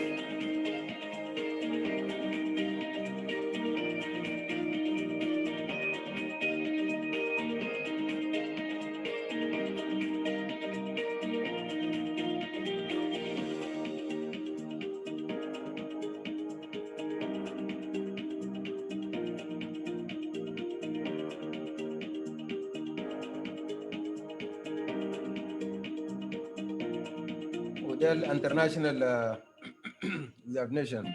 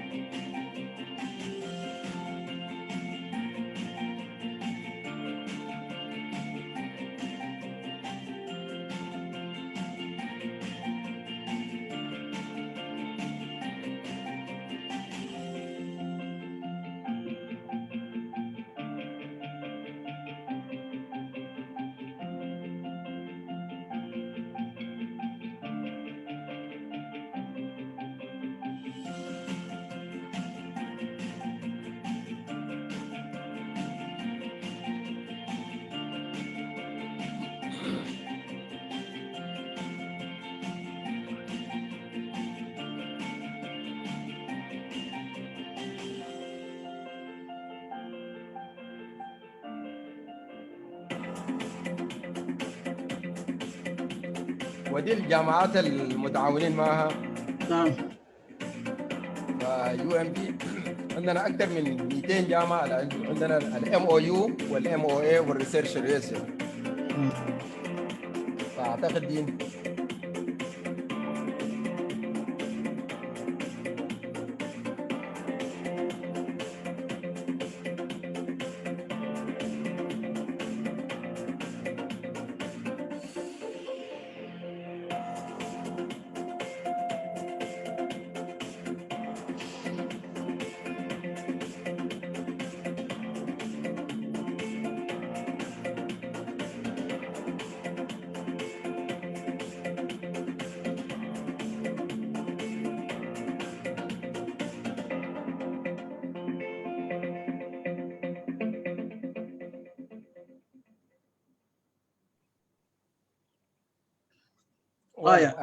دي الجامعه.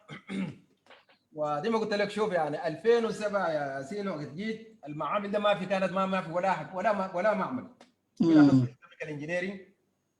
وحقيقه يعني قدمنا جرانت للوزاره في حاجه بيسموه الاف ار جي اس، فاندمنتال ريسيرش سكيم جراند سكيم. واسسنا المعامل ده ومشينا فيها كويس الحمد لله يعني في الريسيرش. ومن ضمن اللي هو الارياس بتاعي الان زي ما قلت لك انا شغال في 4 ارياس اللي هو بتاعت الاويل اند جاس اللي هو ده المين ستريم. الممبرين اللي هو الويست ووتر تريتمنت.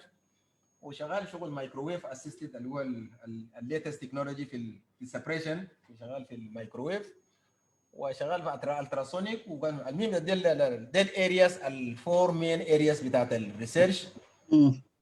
معلش بس ممكن ترجع لنا نعم. يا شباب يا جماعه، الناس اللي عندهم انترست في المجال ده، اللي هي المجال البترول والغاز، اللايف ده احفظوه، الحته دي بالذات احفظوها، لان في ناس كثيره بتيجي تسال عن البحث يعني دي تخيل لي يا بروف، دي اخر يعني الليتست تكنولوجي. الليتست تكنولوجي، يعني حسب لو انت مثلا داير تنقل الكرويد اويل، يعني مثلا من مناطق انتاجنا هناك، مثلا نقول من ابو جابره ولا من كردفان ولا من جنوب، عشان تنقل لحد تجيبوا شجره الكرويد اويل اللي هو الميكس اوف امبيوريتيز، عندك زيت وغاز ووتر وهيفي اللي هو في البايب لاين. فالليتست تكنولوجي اللي هو اللي بيستخدموا الكيميكالز يعني من terms of performance is good، لكن عنده عيبين اللي هو الايكونوميك from economic point and الكوستنج اللي هو الانفايرمنتال، يعني انت تخلق، يعني تحل مشكلتك عشان تخلق مشكله لا مشكله البيئه، يعني مشكله البيئه والايكونوميك. فدي واحد من الحاجات اللي انا يعني ليتر اوريكم التفاصيل كيف حلينا المشكله دي. ده واحد. الشيء الثاني مساله حتى السبريشن، يعني انت لما تجيب ده في الترانسبورتيشن، لما تجيب الريفاينري، في الريفاينري انت لازم تفصل، يعني انت من مناطق الانتاج لحد في البايب لاين اللي هو مثلا عندك 300 كيلو 1000 كيلو، فانت ما داير الزيت والمويه والغاز ينفصلوا، انت داير تجيبهم as a one unit. لانه لما ينفصلوا المويه بكون طبعا من ناحيه الفيزيكال بروبرتيز المويه اثقل من الزيت، والزيت بكون الغاز بكون طافي. المويه بتكون على البايب وكاري CO2 اللي هو الغاز كربون دايوكسيد، ودي يعني عندها مثلا الكوروجن، وممكن يعني ممكن يعمل لك الدمج، وممكن يعمل لك الحته بتاعت الدم، فتدفع الملايين الدولارات توقف كل الانتاج وتعمل ريبير وكذا. فالمهم انت داير ماده يكون ايكونوميكالي كومبتيتيف، تكنيكالي فيزيبل، انفايرمنتلي فريندلي، على اساس تيوز انه تجيبهم الثلاثه از 1 يونت، يعني من المناطق الانتاج لحد الريفاينري. لما تجي الريفاينري اللي هو التكرير بتفصل الزيت والمويه والغاز كلهم تخليهم على البورشن. فدي واحد من الليتست تكنولوجي. واثنين من البرودكتس بتاعي، فالسلايد اللي بعديه ممكن اوريكم. فخلاص يعني كوميرشالايز ال2، والثالث يعني almost in 2 months time going to be launched a third product اوريكم. وبعد ذاك عملت الابلكيشن للمساله دي وخلاص، يعني already proven internationally proven وكوميرشالايز. وفي شركات، يعني في شركتين اخذت اثنين من البرودكتس، والثالثه الان هسي يعني ان ذا فاينل ستيج بتاعت الانتاج. فيعني شباب الانترست في الاويل اند غاز ولا في الكيميكال، فايفري انيوان يعني ويلكم، وانا ما عندي مانع، يعني ممكن نشتغل في الاريا دي ده. دعوه يا جماعه، دي دعوه صريحه من البروف، ربنا يديه الصحه والعافيه. اي زول يا جماعه عنده الرغبه في المجال بتاع البتروليوم والغاز، الابحاث بتاعته، ودي اخر التكنولوجيا بتاعت نقل الماده الخام والتكرير بتاعته، تمام، يتواصل مع البروف. يديك العافيه يا بروف. بارك الله فيك. فدي واحد من ال يعني زي ما الجبال المعمل اللي شفتوه يعني بطريقه يعني مصغر. فانا دي معملي يعني، وانتجت المنتج، ومن اللاب سكيل بعد ذاك عملت اب سكيلينج، وعملنا تيستينج، ويعني الان تركنا بننتج يعني اسمه شنو بالماسيف. فدي المنتج، يعني انا هسه عندي اثنين منتج، فدي المنتجين الكيميكال اللي هو الكيميكالز. لانه من عيوب الكيميكالز الان الكوميرشال الموجود في السوق، يعني ان تيرمز اوف ذا بيرفورمانس يعني ممتاز، ممكن يشتغل يعمل لك لكن عنده عيبين، اللي هو غاليات جدا في السوق، ومشكله الانفايرمنتال. لانه الان الانفايرمنتال ايشوز، يعني انت لو شركه ولا مصنع ولا الدوله لو ما عندك الاي اس او اللي بيسموه الاي اس او والانفايرمنتال، فدي واحد من المشاكل. فاذا انت عندك، لو عندك منتج والمنتج بتاعك اصلا عندنا في حاجه بيسموه 3 ايز، اللي هو الانجينيرنج والانفايرمنتال والايكونوميك، يعني ال 3 اليمنتس. انت عندك برودكت، والبرودكت بتاعك يعني عنده اللي هو 3 ايز، فانت يعني ايزي تو كومبيت وتكون ان ذا ماركت. فحقيقه for the last 10 years in my research انا كنت يعني اخذت جران كثير جدا، يعني فند من لكن كنا بنشتري الكوميرشال من السوق. اتس نو بوينت يعني انت تشتري وتعمل الريسيرش اوكي اذا ان تيرمز اوف ذا فاندامنتال وكذا، لكن اذا اصلا انت if you don't have your own يعني to keep انت to use people's work، ودي بصراحه دي معنى. عشان كده المنتج ده معلش عباره عن شنو يا بروف؟ ده بيسموه سرفاكتن اللي هو سيرفيس اكتيف ايجنتس. ده مهمته بيعمل زي ما قلت لكم. يعني مثلا انا عندي سلايد ممكن نمشي لكم سريع ونرجع. هنا عشان انا ابسط لكم الناي. يعني انت قول عندك in the pipe and the crude oil من مناطق الانتاج، مثلا قول انت عندك 500,000 برميل. ال 500,000 البرميل ده اصلا 95% من انتاج اي حقل في العالم اللي هو الاويل اللي بيجي ده في فينومينا، في ظاهره، في حاجه بيسموه الايمولشن اللي هو الظاهره دي بتيجي مع الكرويد اويل اللي هو الاويل المذاب، المويه المذاب في المويه، يعني في الاويل، يعني مش المويه سيبريتد. السيبريتد ده ممكن تسخنه ينفصل، ممكن تحطه باي سيتلينج باي جرافيتي ممكن ينفصل، لكن المويه المذاب ما بينفصل من الزيت، فده داير لك بروسيس على اساس تفصل. فوجود المويه اللي هو المويه فيه CO2 اللي هو غاز كربون دايوكسيد، ثاني اكسيد الكربون، وجود ده يعمل عمليه الكروجن ودمج للبايب. فانت داير يعني من مناطق الانتاج لحد في البايب لاين، يعني من البايب ده انت من المناطق الانتاج لحد التكرير، انت ما عايز الزيت والغاز والمويه ينفصلوا، انت داير توصلهم as one unit. مهمه لنا هو ده. يعني انت مثلا كويس بتضيف 2% وعندك حاجه بيسموها الهوموجينايز، يعني انت بتخلط الاثنين وتحول الووتر ان اويل، تحولها الى الاويل ان ووتر وتضيف ده مهمته انه ما ينفصل الثلاثه يجي as one unit.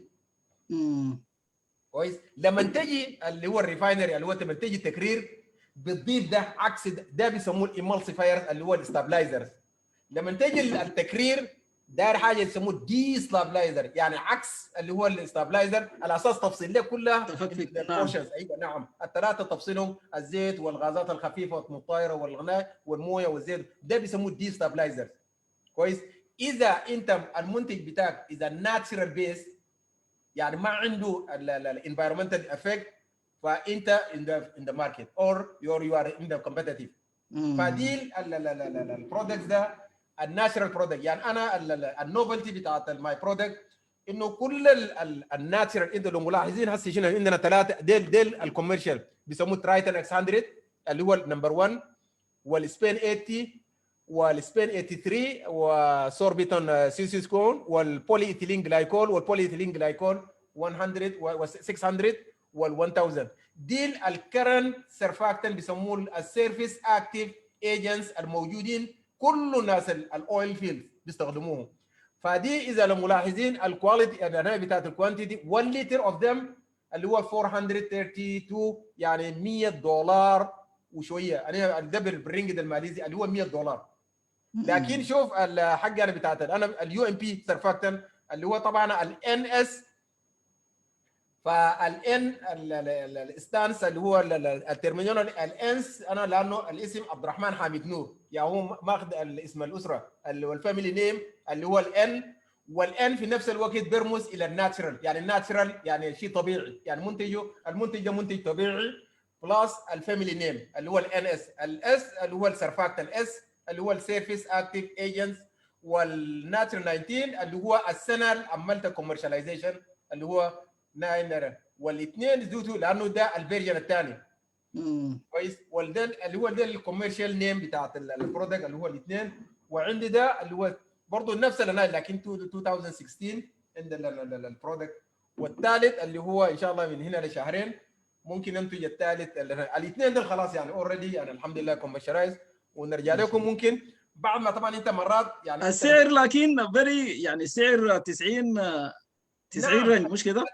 That's why it's very يعني انت زي ما قلت لك اذا انت عندك برودكت والبرودكت الناتشرال بيس وكومبتيتيف وايكونوميكالي از كومبتيتيف، يعني انت مرات عندك منتج بيكون يعني من ناحيه التصميم الديزاين engineering part is excellent و environmentally also is very good يعني environmental friendly، لكن اذا اكسبنسيف لانه انت في الكومبتيتيف، يعني انت في السوق، فالناس بياخذوا الشيء الاقل. فعشان كده الثري اليمنتس لازم يكون في اي منتج، وبالاخص الانفايرمنتال ايشوز زمان، لانه الحكومات لانه بصراحه الانفايرمنتال دي بقت مشكله.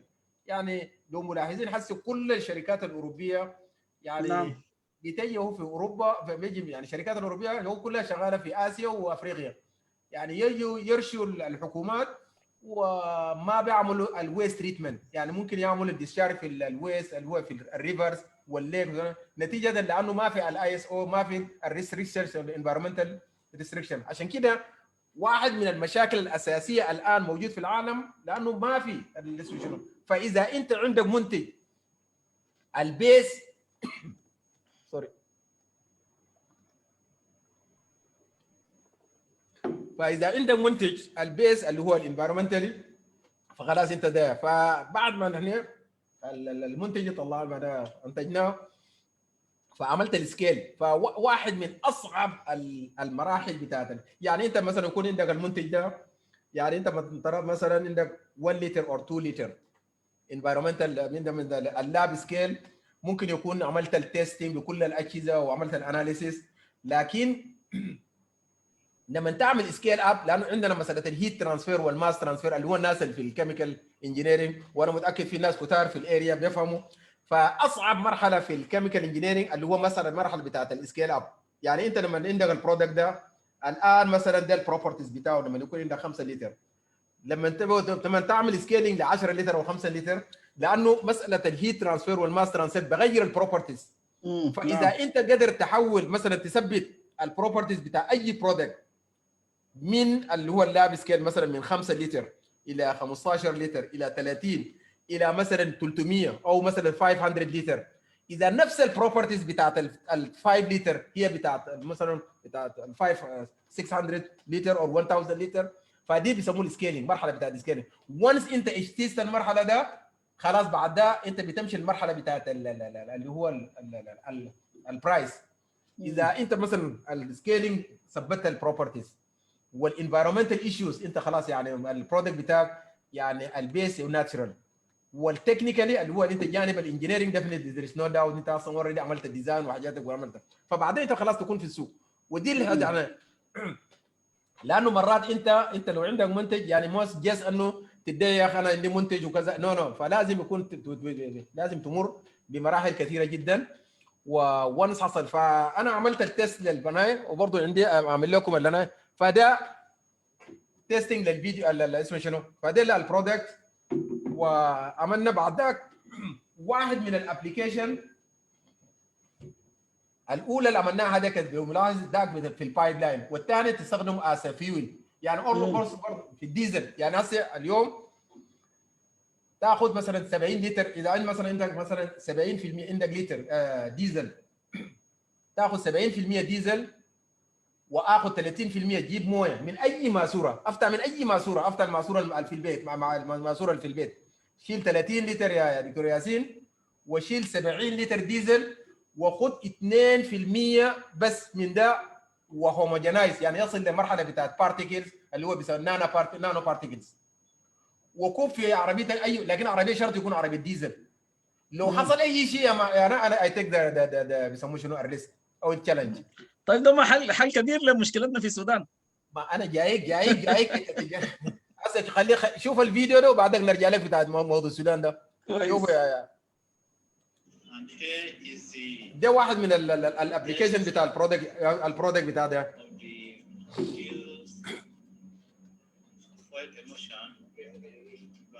Professor Abdurrahman Hamid Noor, and as you can see هسه دي باص، يعني احنا شغالين هسه شغال في الباص وشغال هو بالفيول بتاعي يعني. ويهدد الباصات اللي في الجامعه وشغالين فيها يعني. Comments concerning the performance of the vehicle, what it looks like when he's stepping on the accelerator, how it performs when he's trying to switch gear. And we are trying to see from behind if the vehicle is releasing a lot of smoke, and as you can see, the comment says there is less smoke released from the car, and here we are going.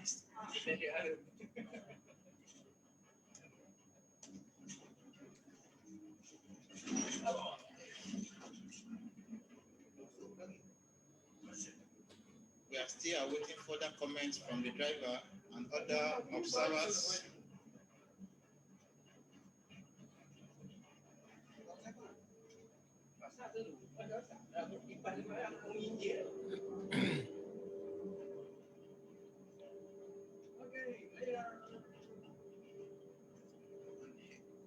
We are tending towards the UMP holdings, and up to the moment, the vehicle is performing so wonderfully excellent. How was the speed? And here is Prof trying to ask the drivers the performance of the car.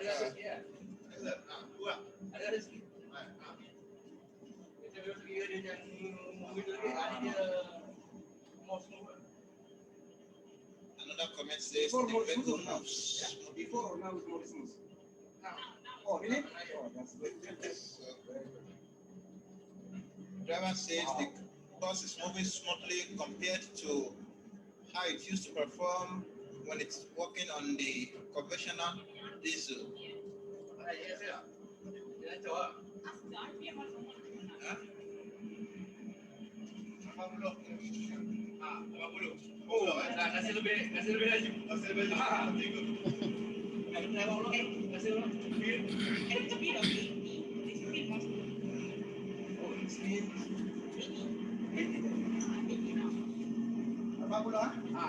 See the speed of the car.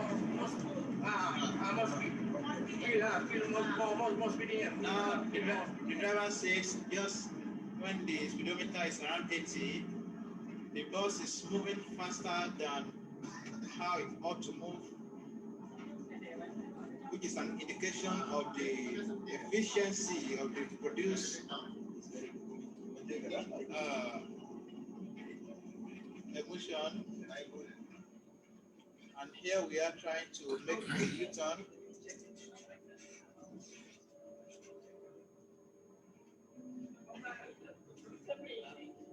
This is Prof going again to confirm the smoke intensity of the bus. I can see, as you can see, other observers also are going alongside with him to make their own comments and observations.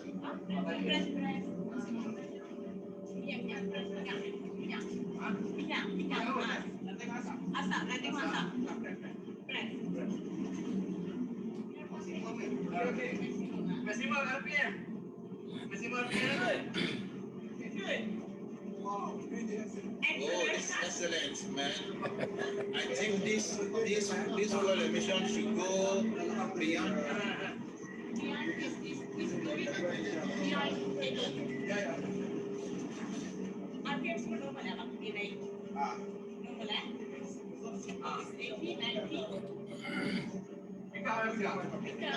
I need the 100. Go to 100.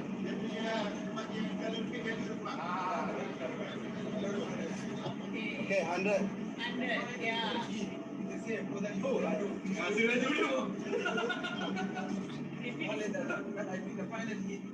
الراجل قفل العداد.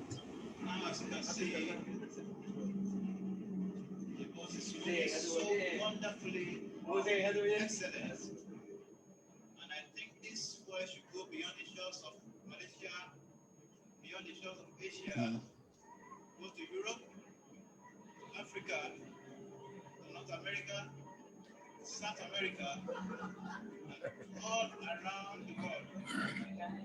Because this world has not only been proved to be technically alright, it has also been able to gain the recommendation of expert drivers, other faithful observers. And here is a professional trying to give his own commendation.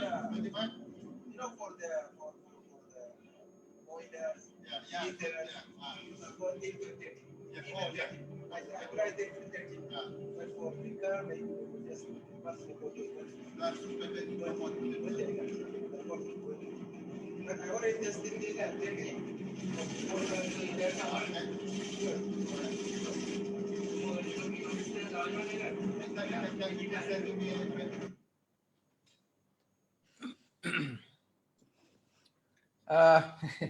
اللي هو البص ده كان ماشي بالمنتج اللي انت عملته ولا اضافه للديزل؟ لا بيور انا شغالين بالوقود ده. فانا عملنا بتاع ده تيست لانه اوريدي يعني من ناحيه التكنيكال فيزيبيليتي اوريدي عملنا تيستنج في الويل 4 ويل درايف، وعندنا اجهزه يعني عندنا يعني معامل ويل اكويبد. لكن القصد من الحته دي لانه انت مثلا انا لو ملاحظ انا جبت 5 سواقين، يعني كفيت الوقود ده في الباص لانه الهيومن بريسبشن. يعني انت مثلا انت بكون سايق، انت ممكن يكون سايق العربيه فهمك للمساله دي بيختلف من شخص لاخر. بعدين انا داير اعرف الهيومن بريسبشن لكن مش التكنيكال اللي انا بتاعت الوقود دي. اوريدي عملنا تيستنج واوريدي ابروفد، ويعني دي خلاص كونفورم وببلش البيبرز وكذا. لكن مرات العربيه دي من السوق انت ممكن يكون شخص الطريقه بتاعت اللي بيسموه شنو هاو يو فيل انه العربيه.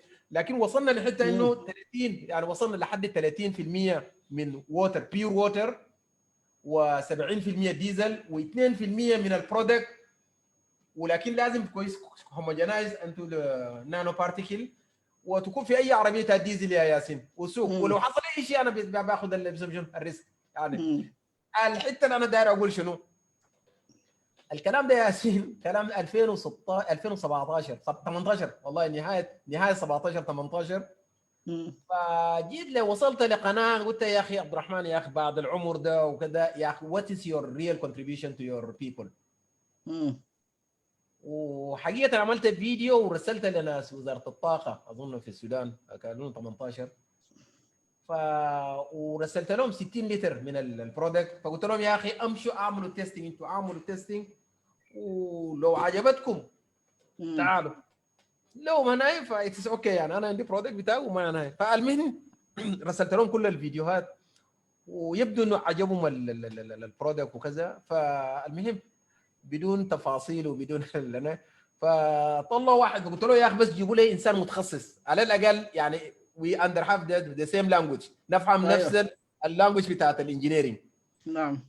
فرسلوا واحد مهندس ميكانيكي حقيقه. يعني انا عشان اكون بصراحه اونست وراجل شاطر حقيقه، وقبلي حتى ما يجي من السودان فاون ذا كونفرسيشن ومحادثات وزول فاهم زول، لانه الناس الميكانيكال البركه قريبين جدا من الكيميكال انجينيرنج وكلنا هو شغل بتاعت الفلويد ميكانكس وكذا. فالكانت حقيقه قبله هو فكان هو الزول ما في الاريا اللي هو ممكن يكون زول مسؤول وكذا. لكن قلت لهم يا اخي عشان نكونوا مور، انا زول يعني فيري براكتيكال، زول عملي. فقلت يجيبوا لي يا اخي زول يفهم الشغلانه في الاريا، ونحن الانجينيرنج وي هاف وان لانجويج اللي هو اللانجويج بتاع الترمينولوجيز وكذا وبتاع. فرسلوا واحد ميكانيكي مهندس ميكانيكي، فزول شاطر حقيقه وفاهم الشغلانه وكذا. لا وادوه يعني تخيل شوف يا ياسين، الزول ده ادوه نثرياته وادوه تذاكره من السودان جا لحد كوالالمبور. يعني انا من المدينه انا الحته الجالس ده لحد كيال يعني ساعه و45 دقيقه. الزول جا لحد كوالالمبور واخذ 5 ايام وما جاء. فخلاص منه داير يمشي باقي له زي 3 ساعات من الفلايت بتاعت الريتين للسودان. فاتصل علي قال لي يا اخي بروف والله يا اخي انا جيت والمساله يا اخي كانت عندي بعض الاشياء ومش عارف ليه وما قدرت اجي. يا اخي ممكن ترسل لي الفيديوهات ثاني وانا على اساس اسمه شنو. فحقيقه انا ما قبلت لكن قلت له اوكي ما اسمه زي ما انا رسلت له الفيديوهات.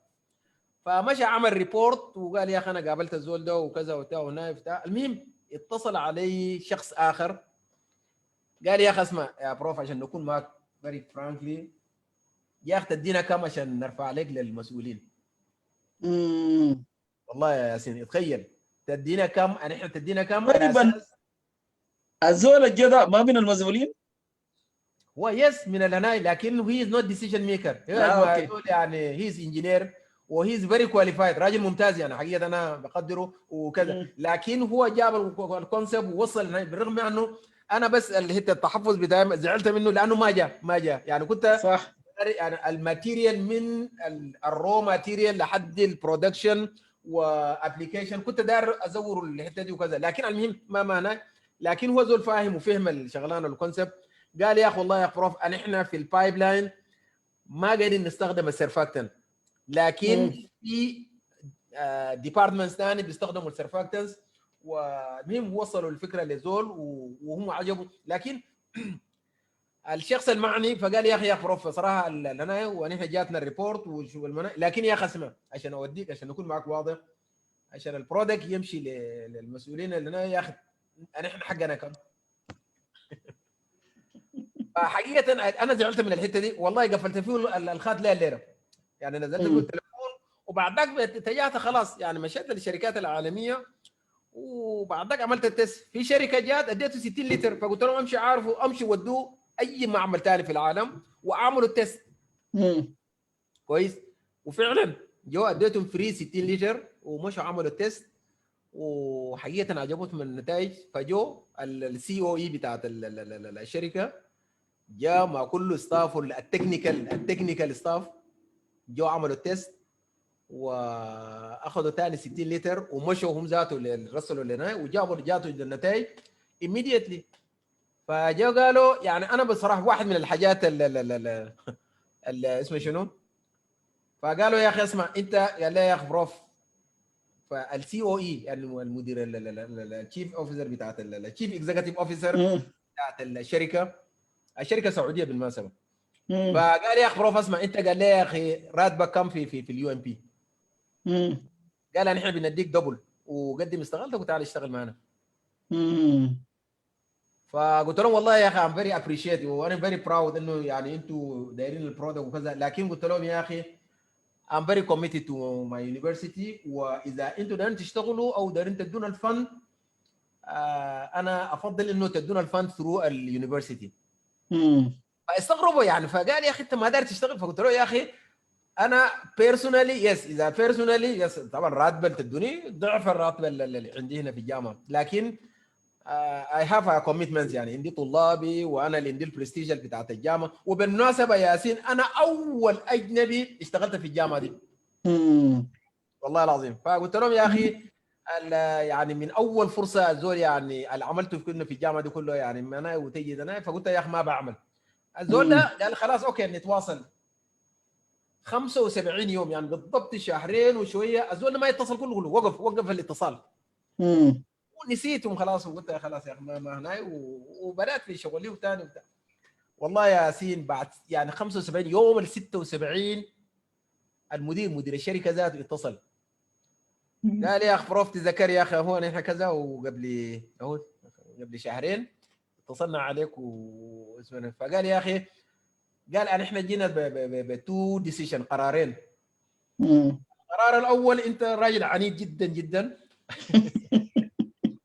والقرار الثاني انه احنا قررنا انه نديك الفند ثرو يور يونيفرسيتي، فانه نديك الفند لكن نديك عن طريق الجامعه على حسب اللي انت. قلت لهم والله يا اخي بارك الله فيكم هنا. وفعلا دي اللي كانت البدايه، والحمد لله يعني البرودكت كوميرشالايز، واخذوا اثنين من الاي بي اس الانتلكشوال بروبرتيز بتاعه، وهسه الاثنين دول اخذوه شركه وبيعمل الديفلوب هنا. فارجع لكم في حاجه ثانيه اجي في ياسين، لو في حاجه نوريكم في نقطه ثانيه.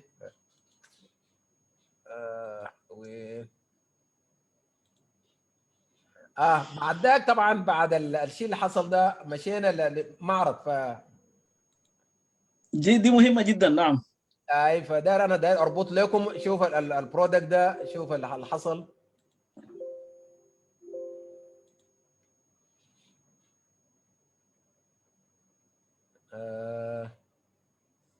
نعم بعد يا دل طبعا انا بعد شنو جو عملوا تيستينج، ودي المعمل طبعا، دي المعمل بتاعي، ودي هنا بتاع الاكويبمنت بتاعت الانتاج. الشركه جات واوفيشالي جاب الليتر اوف انتنت اللي هو دار انترست انه ياخذ البرودكت، واوفيشالي هو ساين اجريمنت مع وزير الجامعه ومساله خلاص. فانا داير اوريكم بعد النايب. طبعا احنا سنويا الجامعه عنده الكومبيتيشن بتاعت الريسيرش برودكتس يعني فعندنا على مستوى الجامعه يعني مثلا احنا ممكن يكون زي 1000 ستاف انهم الريسيرش وبرودكت وكذا. فبيعمل عندنا معرض داخل الجامعه انه بيسموه السيتركس، اللي هو سنويا الجامعه تنظم الكومبيتيشن، كل البرودكتس كل الريسيرشرز، وبيجيبوا جادجز من الاندستريال وبيجيبوا من الجامعات الثانيه، فبيجي بعملوا ايفالويشن. وانس عملوا الايفالويشن والجولد وينر من على مستوى الجامعه بيصعدوه بيمشي للناشونال ليفل على مستوى ماليزيا، ولانه الاولى بس على مستوى جامعاتنا، لكن بعد ما نمشي الناشونال ليفل كل الجامعات الماليزيه كل الريسيرش يونيفرسيتيز بلس الاندستريال والانترناشونال يونيفرسيتيز بيجوا بينافسوا. فاذا فزت في الناشونال فبعدك بتمشي الانترناشونال. فمن ضمن البرودكت اللي هو واحد من هذا البرودكت وفزت في انترناشونال. لا اسمه لا قبل ما اجي الحته دي بس اوريكم ما اعرف الحته دي ظاهر ولا ما ظاهر الموديل ده. ايوه ظاهر يا ياسين؟ نعم ظاهر. ظاهر عندكم؟ ايوه دي البروتوتايب المجسم يعني طبعا انا لكن في اللاب زي ما قلت لكم الصوره دي كانت جسم مجسم. فعندنا البرودكت وعندنا التو تانكس اللي هو الووتر تانك، وعندك الاويل، وعندك الهوموجينايزر اللي هو يعني انت المويه 30% من مثلا داير تنتج 1000 كويس، يعني النسبه يكون 30% ووتر و70% ديزل، وعندك ال 2% من البرودكتس، وعندك الهوموجينايزر. الهوموجينايزر ده بيخلط الاثنين وبيحول الووتر البارتيكلز انتو نانو وبيذوبوا كومبليتلي ايوه في اسمه شنو. وبعد ذاك نعم. ده التانك وبكون عندك كانك عندك يعني 1 برودكت اللي هو البنزين وبتكبه في العربيه واسمه شنو. فبعد ذاك مشينا بعد اسمه شنو مشينا البريتش اللي هو فالجامعه سنويا احنا عندنا 4 كومبيتيشن. واحد اللي هو البيس عندكم هناك البريتش انفنشن شو. ايوه واحد اللي هو العينه اللي هو اينا في المانيا. والثالثه اللي هو سيف اللي هو كوريا الجنوبيه. والرابع اللي هو في امريكا بيسموه الايكس اللي هو في امريكا. فبعد ما الفوز بالميداليه الذهبيه على الناشونال ليفل فعدوني الخيار، فقالوا لي يا اخي تمشي وين؟ فقلت له يا اخي كوريا اصلا انا لانه انا في الاريا في ساوث ايشيا ومشيت كثير يعني في الاريا وكذا. وامريكا اللي هو طبعا من هنا عشان تمشي امريكا ده لك 26 ساعه يا دكتور ياسين، بعيده جدا. نحن طبعا من يعني نحن في اقصى ايست كوست عشان تمشي امريكا 6. فقلت افضل يا تودوني المانيا يا بريطانيا. فوقع الاختيار على بريطانيا. ففي بريطانيا حقيقه اخذت الدبل جولد واخذت البلاتينيوم. ف دي اسمه شنو؟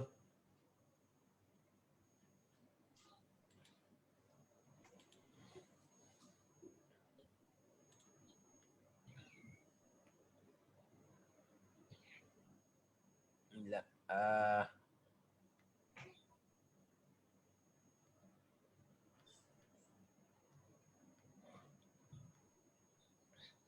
نعم.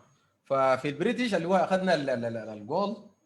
فده اخذت ذا بيست اوف ذا بيست في المعرض البريتش انفنشن شو. بعد ذاك دي اللي هناك ده السفير الماليزي في بريطانيا عندهم هناك. نعم جاء مثلا لنا وكان يهودي دي صور. فدي اللي في البريتش. وبعد ذاك طبعا يهودا مدير الجامعه دي الفايس شانسلر. الفايس شانسلر فبرضه يهو من هاي. ده الفايس شانسلر، صورة دي مع الفايس شانسلر. بعدك نرجع في صورة تاني. السنة اللي بعديه مشيت اسمه شنو؟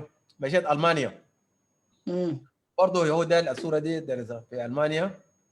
برضه فزنا بجائزة أفضل اسمه شنو؟ برودكت.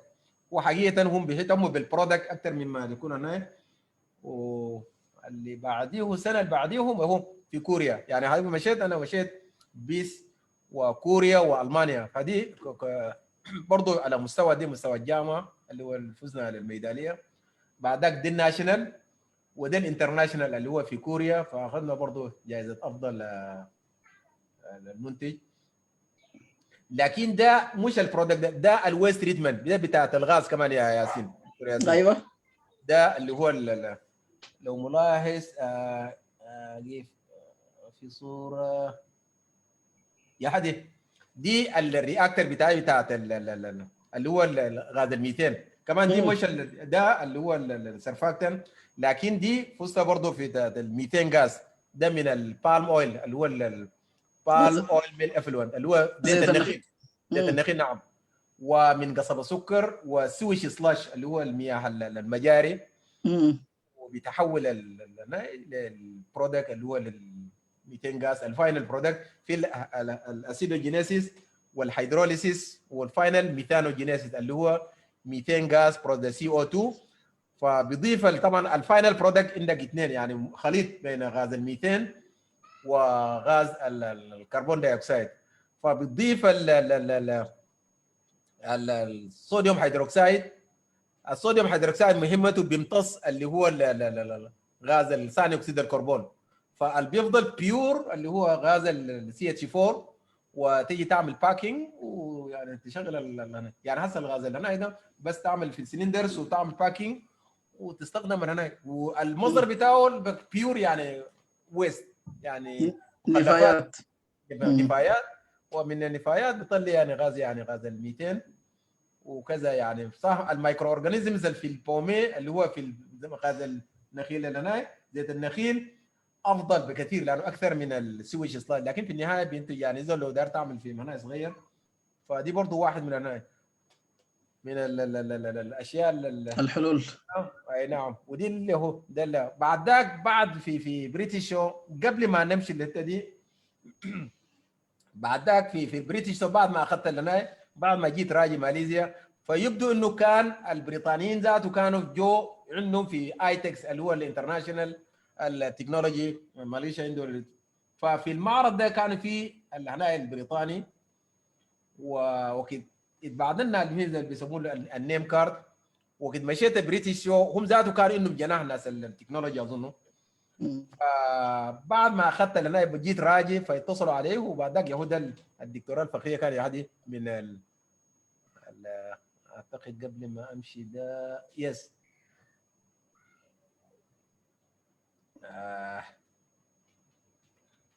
اي نعم ناس ايوه كامبريدج هو ده اللي اسمه شنو. نعم هسه عندي اتصالات معاهم فبعمل جزء من البروبوزل. هسه قدمت معهم انترناشونال جراند فند ومنتظرين النتيجه. هوفلي انه كم قدرنا فنشتغل برضه معاهم في مساله الريسيرش. بعد ذاك البرودكت بقينا بنطلع بكميات. يعني هسه في شركه اديناهم 4000 لتر وفي شركه 10000 لتر واهو فاينلي اللي هو ده دخلت السوق. يعني خلاص دي يعني كوميرشالايز فولي كوميرشالايز. بعد ذاك عندنا عندي ده برضو الصوره دي لو ملاحظين الصوره دي واحد من الحاجات لا قبل ما امشي بس عندي صوره دي دقيقه في صوره دي البوست جرادويت الطلابي بتاعت البوست جرادويت ما شاء الله. انا اشرفت على 11 بوست جرادويت اللي تخرجوا.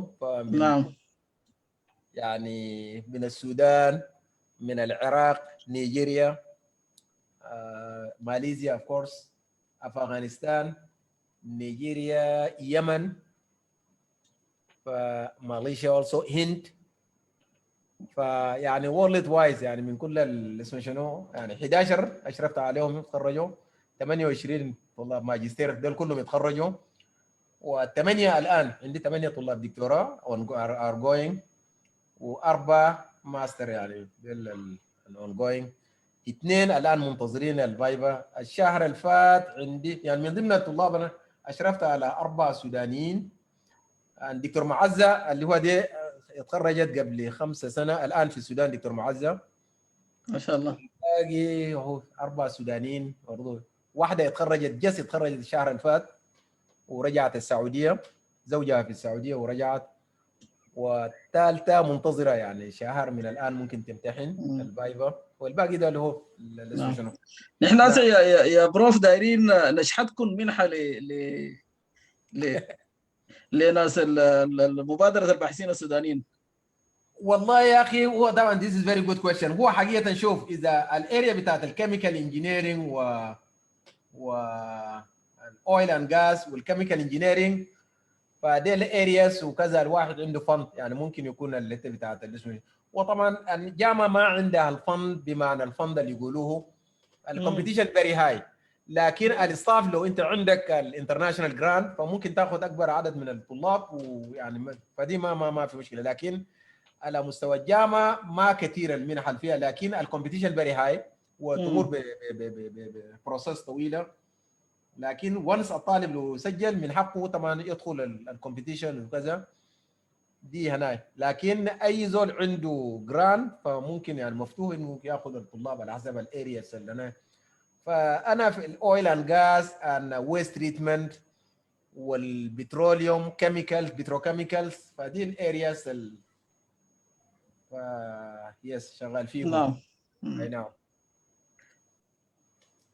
فبرضه واحد هذه واحد من اللي هو الارياس البرودكت. فداير امشي بس عندي حاجه واحده كنت داير دي الجامعات اللي انا هسه شغال معهم مراكز البحث.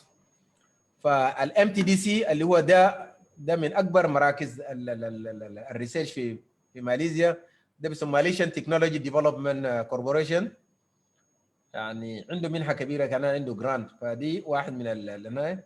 وبرضه عندي شغل مع جامعه الملك فيصل للبترول بتاعت جامعه الملك فهد. نعم. في زهران هناك في هنا في يسموه في الخبر ولا وين؟ دمام. في يس نعم. وبعد ذاك حتى المنحه الجراند اللي هو السنه 2018 اخذت 850,000 والسنه ده اخذت مليون بيسموه شنو ريال اللي هو ما شاء الله. نفس الرينجيت هو نفس اخذت يعني بالضبط قبل شهرين اخذت منه مليون.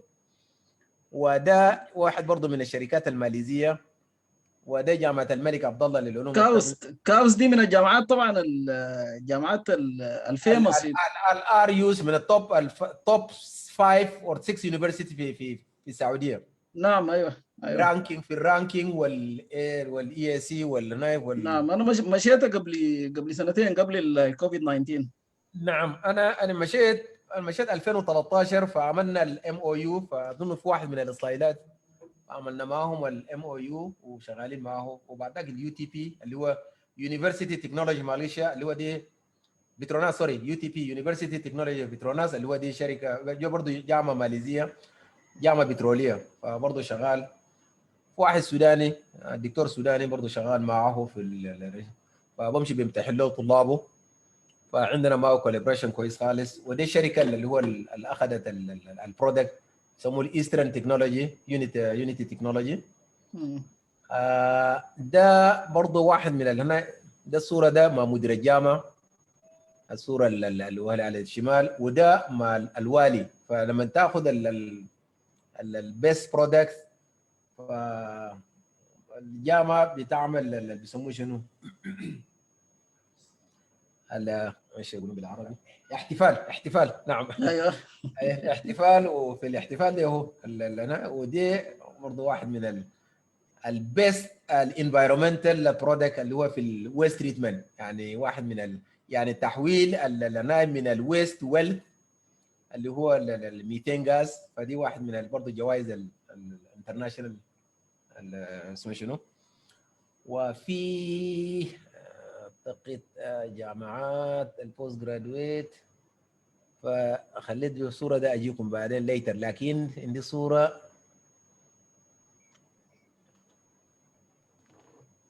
ما اعرف وين الصوره دي، ما شايف.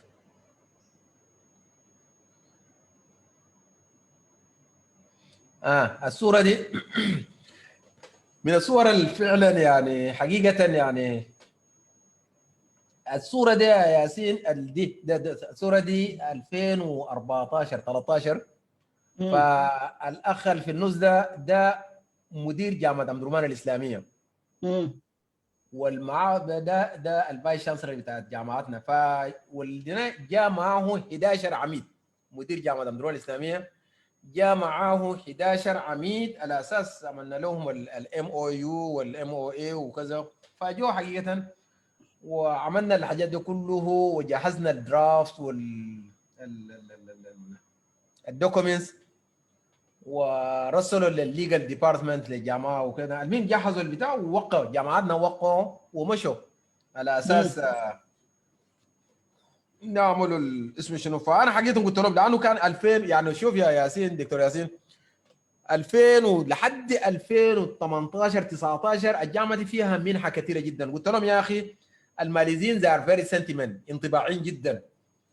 فانتوا اول ما ترجعوا بعد اسبوعين يا اخي اخذوا انيشيتيف واتحركوا اعملوا الام او يو ده، وبعد ذاك اذا وقعنا الام او يو مع الجامعتين فطلابكم نعاملوهم معامله طلاب الجامعه هنا.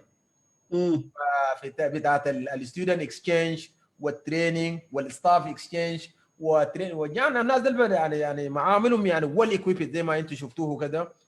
فلكن يا اخي مشكلتنا السودانيين يعني احنا دائما يعني بناخذ الامور ببساطه. فرجعوا اتصلت عليهم بعد اسبوعين، طبعا انا لانه افتكرت المساله الناس جادين ودارين يشتغلوا بتاع، فاتصلت عليهم بعد شهرين قالوا هنين نتصلوا عليك. فشهرين 3 شهور 4 شهور يعني كل ما حسيت انه لما اتصل عليهم ونقول يا جماعه انتوا عملتوا شنو ما هنا، حسيت انه كانه يا اخي I'm going to take some benefit من المساله دي. يعني يتخيل يا ياسين دكتور ياسين وصلوني للمرحله يعني مثلا انه يعني this is my own people يعني كويس وداري اقدم حاجه لبلدي، لكن والله يا ياسين وصلوني للحته بتاعت انه يا اخي الزول ده ماله بيتصل كثير كده يعني كانه الكلام ده لو تم انه I'm going to get the same benefit من المساله دي. فوقفت وخليته كله ثاني ما اتصلت عليهم. بعد 8 شهور مما جو ورجعوا واحد من الناس العمد الجو عنده طالبه بتاع الدكتوراه، انه زي 5 طلاب بتاع الدكتوراه لكن واحده منهم 6 سنة في الدكتوراه ودبرست يعني مسكينه دبرست ومثلا وما في اكويبمنتس ومش عارف يعني. وهجو طبعا يعني اديتهم النيم كاردز بتاعي وكده. فالطالبه يبدو انه مشت لاستاذه ومثلا انا فقال يا اخي والله يا اخي نحن قبل 6 8 شهور مشينا ماليزيا ولقينا واحد بروفيسور في قال كده، قال له يا اخي اتصل عليه شوف اذا ممكن يعني يساعدك يساعد.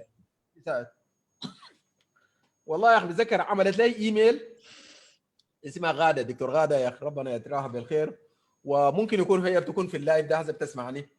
فدكتور غاده انسانه محترمه جدا وربنا يديها طول العمر. فعملت لي ايميل فكاتبه بالعربي وكذا، وقلت له يا اخي دايره شنو بالضبط يعني انا اعمل اساعدك كيف. فقالت يا اخي والله انا طالبه دكتوراه عندي 6 سنة وحقيقه امستاك يعني ما الشغل ما ماشي لانه شغلي كواليتاتيف وكوانتاتيف وما قادر اعمل وبتاع. فقال لي يا اخي نرسل لك السامبلز.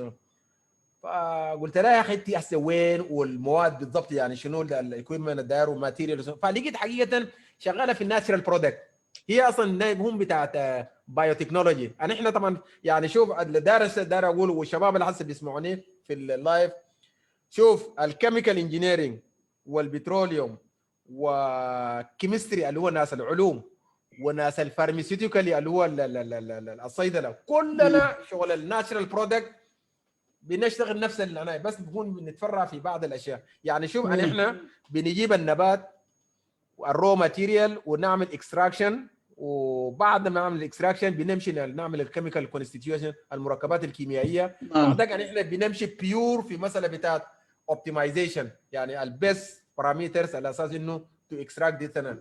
ناس الكيمستري بعد ما يعملوا الكلام ده برضه هم بيجوا بيعملوا اكستراكشن وبيعملوا الكيميكال كونستيتيوشن، بيعملوا الكواليتاتيف والكوانتيتيف اناليسيس، وهم بيمشوا مور كيمستري، المركبات والسنجل بوند دبل بوند 3 بوند مش عارف، يعني مور كيمستري. وناس الفارماسيوتيكال هم بيجي بيعملوا، لكن هو بيمشوا بعد ما يعملوا الاناليسيس بيمشوا في حاجه بيسموه الانكابسوليشن اللي هو بتاعت التابلس الحبوب، يعني نعم.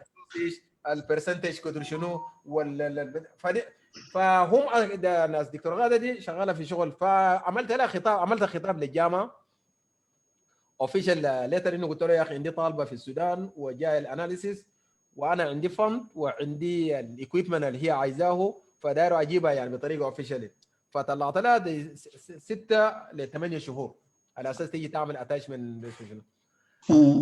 فطلعت الاوفيشال ليتر ورسلت لها فقالت لي يا اخي، ردت علي فقالت لي يا اخي بروف والله انا دايرك تساعدني في شيء ثاني. فقلت لها شنو؟ قال لي انا داير اجي مع زميلتي. كنت عدلت الخطاب وكتبت لناس الجامعه ثاني، قلت له يا اخي عندي طالبه ثاني بتاعت ماستر، هي زميلتها في الماستر، والاثنين يهو جو وقدموا معنا 6 شهور بتاعت الماستر خلصت، ودكتوره خالد كملت كل الاكسبيرمنتال وببلش with her 2 papers، وكنت رجعت السودان immediately بعد شهرين خلصت عملت البايبا. ما شاء الله. فانا قلت لك خلصت البايبا لا عشان كده انا قبل قلت لكم النتورك مهم جدا، لانه نعم. شوف يعني من ذاك العلاقه، يعني هسه علاقتي كويس جدا. امس يعني قبل شهر رسلت لها بروبوزل بتاع ذا جراند فن. يعني الدكتور غاده دي شوف يعني دي حس دي الصوره الثانيه، هذه الصوره دي هي اتصلت عليه 2018 نهايه 2018 قبل 19، فقالت يا اخي عندنا طلاب السنه الاخيره الفاينل يير بتاعت البايو تكنولوجي ودايرين نجيبوا ماليزيا.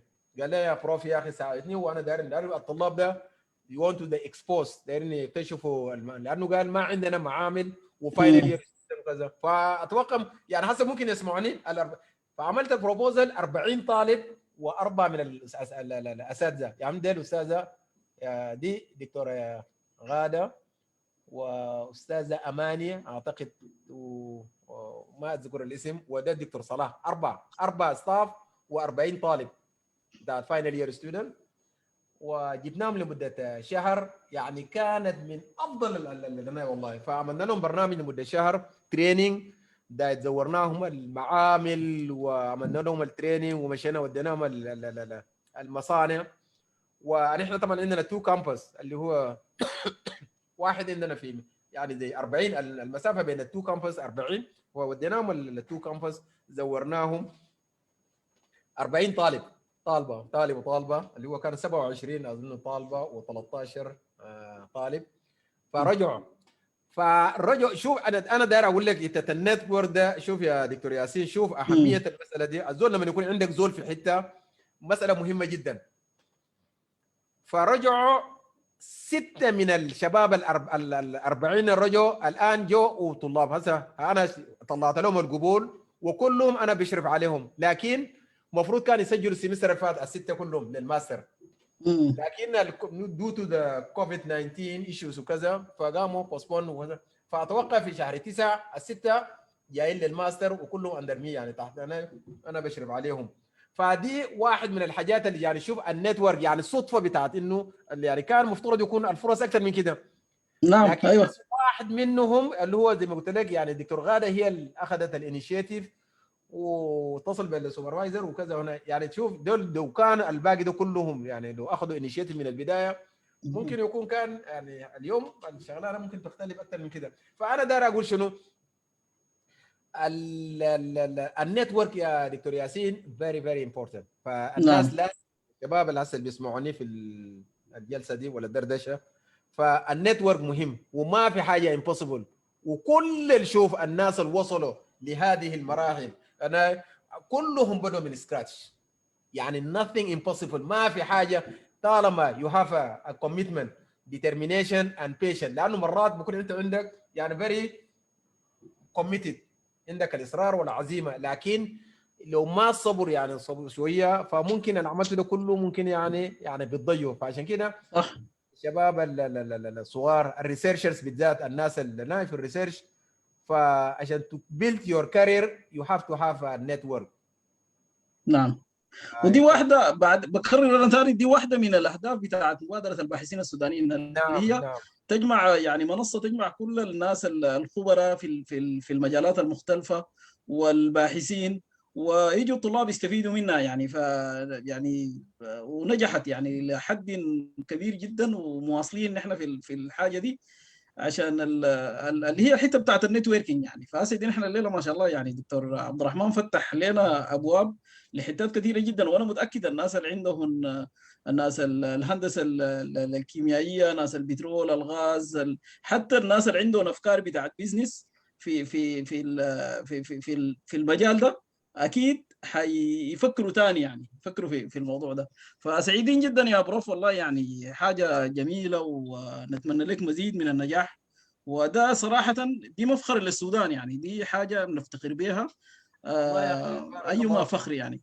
طيب يا بروف، نعم الحته بتاعت قبل ما نفتح المجال للناس اللي معانا عشان يشاركوا مداخلاتهم وكده، نعم. طيب الحته بتاعت التعاون مع السودان هسه وين بعد الحكومه بتاعت الثوره وكده يعني؟ والله that is very very good question. حقيقة بصراحة عشان to be honest لأنه بصراحة يعني نفس الكلام القديم وبتاع، فركزت بصراحة على أساس تكون more international وكذا، لكن بكل صدق أنا I'm ready على أساس، لأنه بصراحة ده الضريبة اللي الزول بتعمل في لبلدك يعني وحقيقة ما الرش، لكن I'm ready at any time. ممكن ننقل التجربه للسودان حقيقه، لانه بصراحه في النهايه يعني this is the only the شيء اللي انت ممكن تعمل لبلدك. وبجد يعني انا كبرودكت اي دونت مايند، لانه زي ما قلت يعني هسه انا عندي البرودكت الثالثه دي ما في شركه اخذتها حتى الان. واقول لكم من خلال منبرك هذا، من منبر من هذا المنبر I'm ready to give this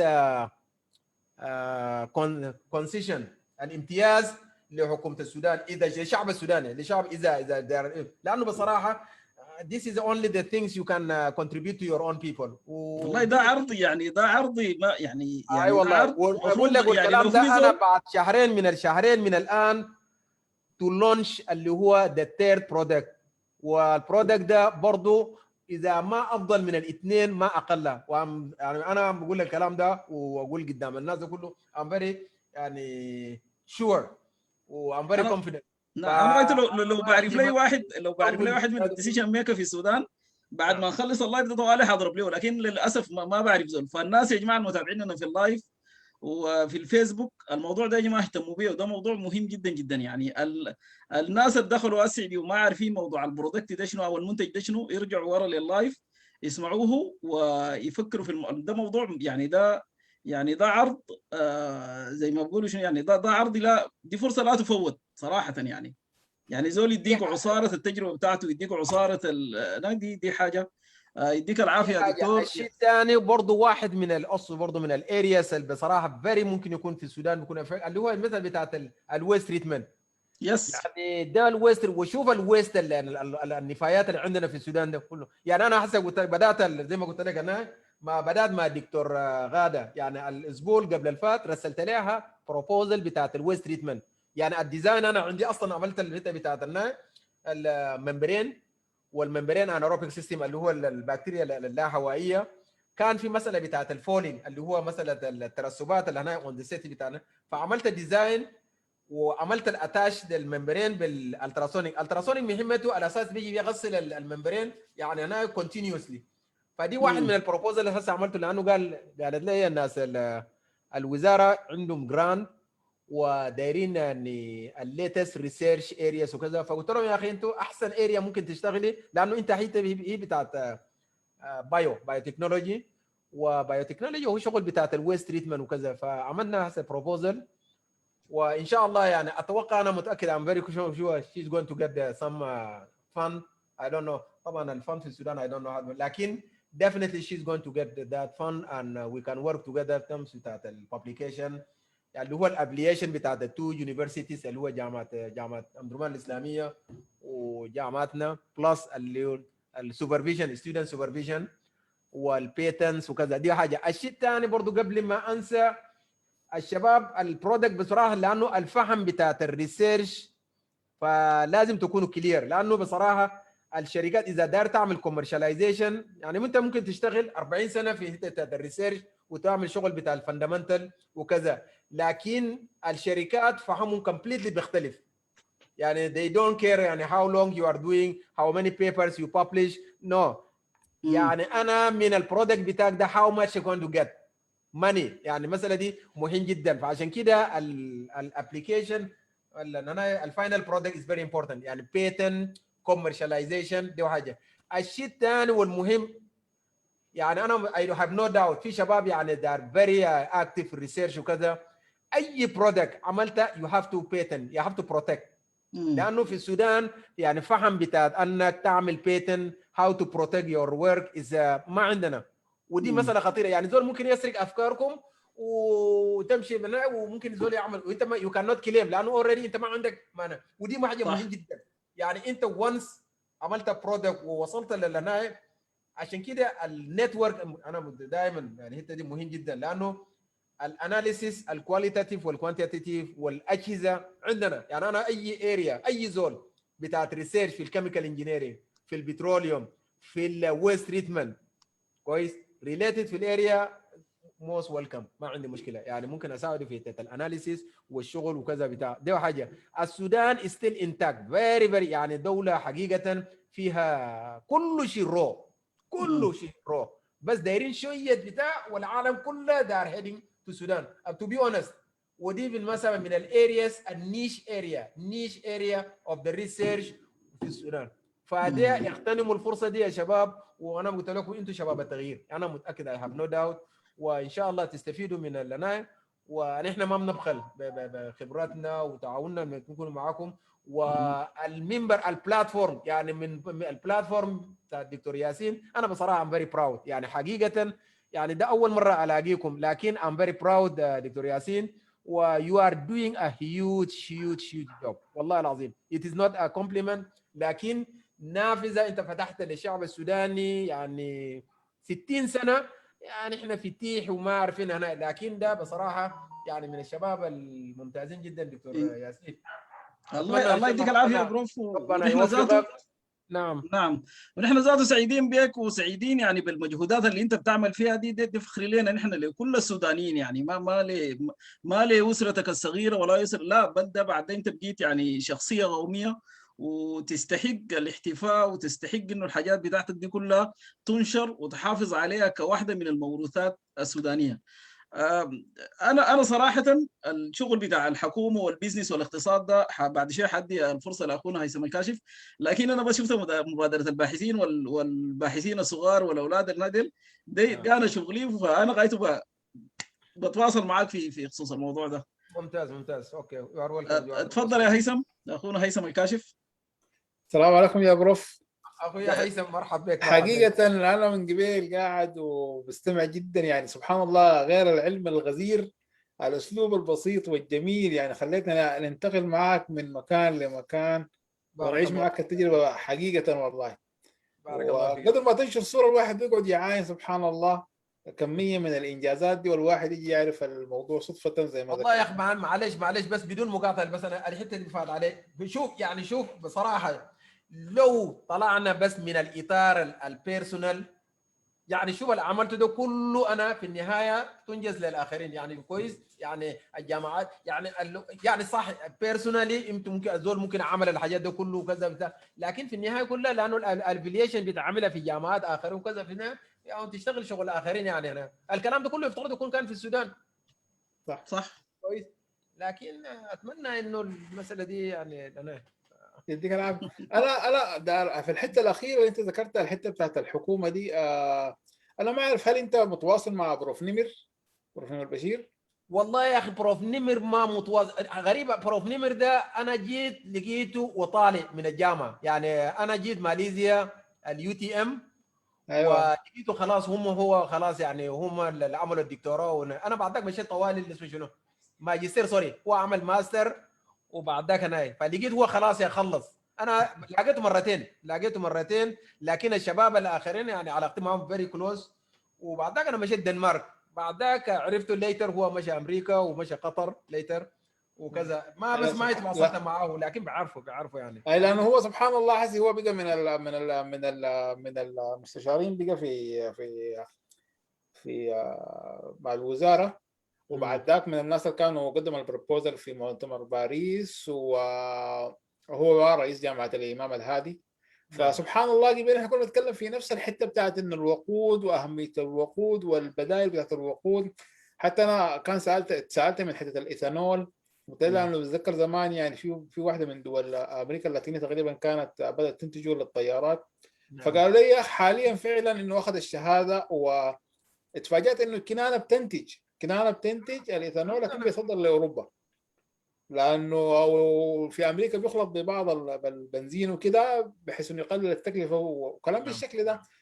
فسبحان الله قبل الكلام ده كان داير، وانه بقى في تشجيع من وزير الصناعه الحالي ابراهيم الشيخ انه يتعمل توطين للصناعه دي، وانه يزيلوا كل العقبات اللي هي بتواجهها الصناعه. فان شاء الله ممكن يعني ارسل لك بروف تليفون بروف نمر، وخلي ياسين يرسل لك بيتواصل معاك بعدين. لكن انا عندي سؤال في الحته بتاعت الكوميرشلايز المنتجات اللي انت المنتج الوقود اللي بتتكلم عنه دي، هل هي دي من المنتجات اللي بتحتاج ان هي باستثمار عالي، ولا ممكن يعني اذا اتعمل مثلا كونسورسيوم بتاع شركات سودانيه ممكن يقدر يعملوا كمنتج ويشتغلوا عليه؟ هو that's very good question. فاذا انت داير تشتغل قدر شنو فهو زي ما قلت لك الشيء اللي انا اذا انت داير تشتغل على مستوى الدوله فيو هاف تو يعني تنتج ان ماس فوليوم يعني برودكت. لكن ان ترمز اذا مثلا داير تشتغل يور اون كار مثلا، يعني مثلا تشتغل في حاجه بسيطه هنا دي ما لكن الكوميرشاليزيشن ما دام انت اصلا انت عندك اي برودكت ووصل حته الكوميرشاليزيشن فما خلاص يبقى اذا المساله بتاعت الكومبتيتيف انت لازم تدخل السوق. فدي انت لازم الدوله لازم يعني حسن مشكله الوقود اللي عندنا في السودان ده كويس. انا ما بقول البنزين لكن الديزل ده انت اول شيء لانه انت حس شوف اي عربيه بتاع الديزل السموك الدخان اللي بيجي من وين؟ لانه نتيجه الكيميكال رياكشنز الموجوده. يعني اذا انت اصلا كويس اذا لانه انت يعني انت 100% الديزل بتحرقه. عشان كده بتاع الكيميكال سموك اللي بيجي ده الفيبرز لكن اذا انت شلت 30% دخلت بوتر، الوتر اصلا ما فيها البارتيكل ماترز، ويعني لما تدخل 30% ووتر يعني الكوست يعني الديزل مثلا اذا انت مثلا جنيه لتر بتاعت الديزل لو انه جنيه يعني لما تعمل حسه ده immediately انت قبل ما احنا انت قطعت الكوست الى 70 سنت لانه انت 30% بتجيبه بتدخل ووتر والووتر فري يعني شوف الفري الووتر اللي عندنا في السودان ده عادي بس 2% بس من البرودكت ده وكون بتضيف لنا وتشتغل في اللي اسمه شنو. فدي واحد من اول شيء يعني يكون انت حليت مشكله الانفايرمنتال الموجوده بتاعت مشكله البيئه الدخان الكثير الادخنه والبتاع الانفايرمنتال لانه اي اللي حناني بتحصل ده CO2 السي او 2 ده بعمل فلير في الجو ودي تعمل انفايرمنتال ايشوز كويس. انت قللت يعني انا ما بقول لك 100% لكن انت قللت 30% من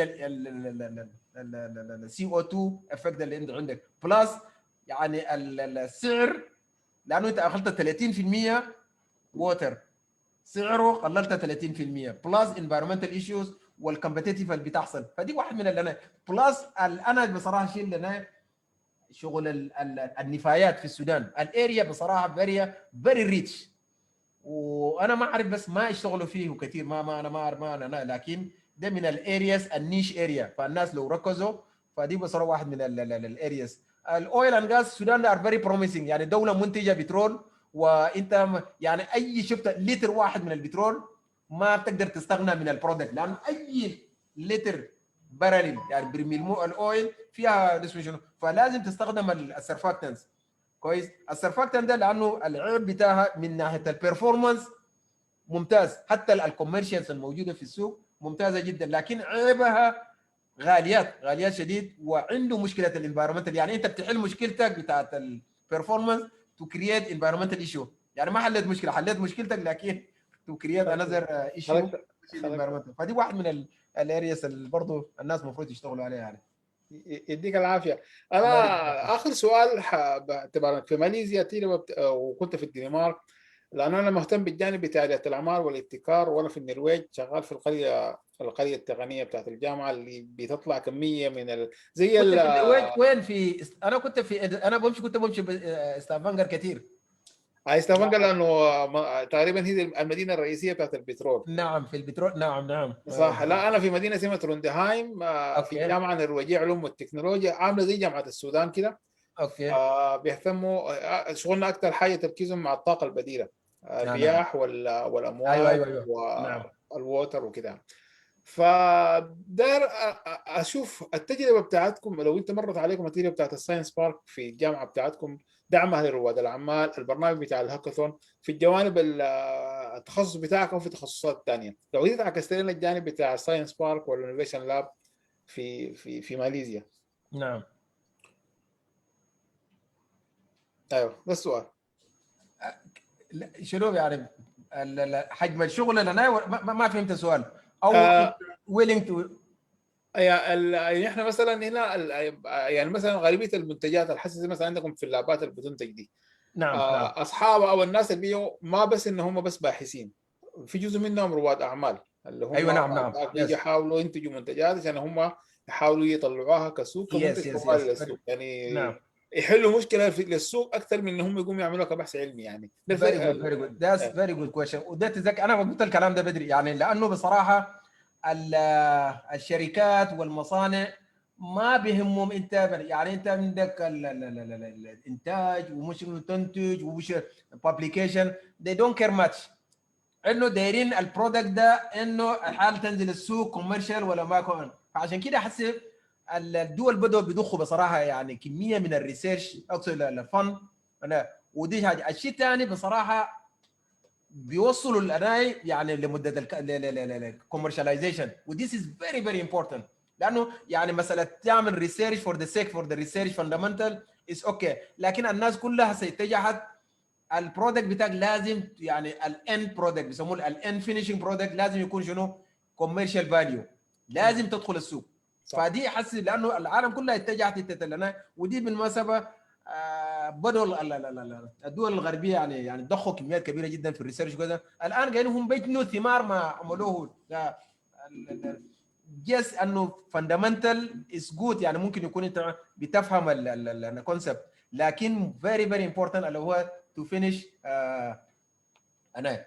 فالاندستريال الاندستريال الفاندز في ماليزيا يس موجوده اندستريال، ودي واحد من الويكنسز بتاعت الجامعات، لكن الان اتجهوا. يعني انا حقيقه زي ما قلت لك 10 سنه كنت شغال في شغل بتاعت ريسيرش والببليكيشن، يعني انا ناشر اكثر من 450 بيبر والسايتيشن 3700، لكن الببليكيشن اذا البرودكت ما يعني وصل للكوميرشال فاليو فنو بوينت. يعني صح انت ممكن بتساهم في المعرفه والنولج وكذا، لكن الان لانه كل انا شغلي انا اتجهت للاندستريال، يعني كوميرشاليزيشن، اندسترياليزيشن، انترناشونال جراند، فده بديك فرصه to commercialize your product.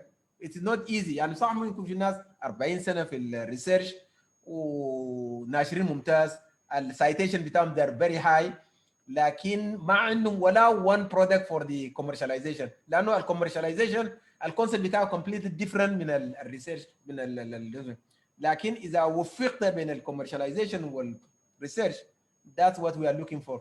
دي الحته اللي انا كنت بدي اوصل لها، انه نحن في السودان ما نحن عندنا فرصه كبيره بتاعت انه من اللابات نطلع منتجات تغذي السوق المحلي، وممكن تكون السوق العالمي يخلق لنا الادد فاليو والقيمه المضافه ان احنا والله يا اخي واحد من والله يا اخي انت سؤالك ده سؤال جميل. يعني انا برضو في اللابات فممكن برضو اساعد في ممكن انقل جزء من لاباتنا اللي عندنا، يعني ممكن المرحله الاولى يعني الطلاب زي ما قلت لك يعني لو في ريسيرشرز النتورك، لكن ليتر ممكن جزء من اللابات ذاتنا اللي عندنا ممكن يعني اكلم الجامعه بطريقه اوفيشال انه يكون نيجي نبني لابات فينا، لكن بطريقه الناس الجامعه ذاتهم عاملين لنا حته بتاعت اللي بيسموه شنو البزنس.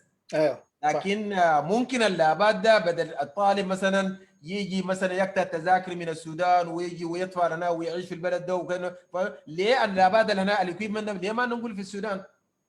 نقلل الكوست للطلبه اللي هناك وكذا، وممكن يكون حاجه يعني يشيلوا منه حاجه بسيطه، ويكون الزول قاعد لوكال في الجامعات السودانيه او في مراكز الريسيرش في السودان، ويقلل الكوست ويكون عمل الاناليسيس وكذا. يعني ده واحد، فدي برضه واحد من الارياس انا حسب مفكر فيها ممكن انقل الحته بتاع اللابات الجزء من السنترال بيسموه ريسيرش لابس اعمل في السودان. عشان كده احنا دايما بندعم عقليه رياده الاعمال بتاعتنا في السودان. يعني حتى لما انا قاعد اعمل ورشه قاعد مرات بقول لهم انا داير جاز من اداره الجامعه ذاتها او مثلا من اداره حكوميه. ليه؟ لانه المنتاليتي بتاعت انك انت لما تجي تخلق تجيب حلول زي دي بتحاول تظبط البزنس موديل بتاعها بحيث انك انت تخلق فاليو حقيقي للمجتمع اللي انت هو سؤالك ده شو يا اخوي واحد من الاسئله اللي بصراحه الكرنت ايشو، لانه مشكلتنا يعني انا في السودان ما انا، لكن يعني مثلا بقول لك انا اديك $10,000، لكن ال $10,000 ده الريتيرن، لانه بصراحه مشكلتنا انا بديك $10,000 يعني برجع علي كم؟ صح كويس. فما عندنا المنتاليتي بتاعت انه يا اخي ال $10,000 انا مثلا انفق مده 3-4 سنه الريت اوف الريتيرن ده تكون المحصله. فدي مشكله السودانيين، وحتى هنا في ايشيا يعني مشكله بتاعت انه لما تنفق داير الانكم يعني immediately، ودي ما بتحصل لانه في الريسيرش يعني سلايد انا. لكن الاندسترياليزيشن ده مهم جدا، لانه بصراحه الناس لازم تمشي في الحته بتاعت الكوميرشال والاندستريال لينكج ريسيرش جراند اندستريال جراند، فدي مهم جدا والناس المفروض تبدا.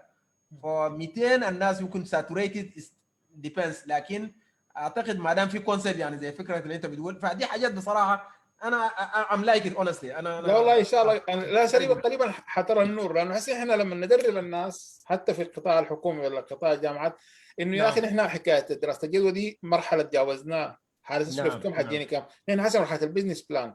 انت كيف تعمل الخطه بتاعتك انك انت تعاين لللونج ران عشان تحقق الفيجن بتاعتك، عشان تحقق السوشيال امباكت.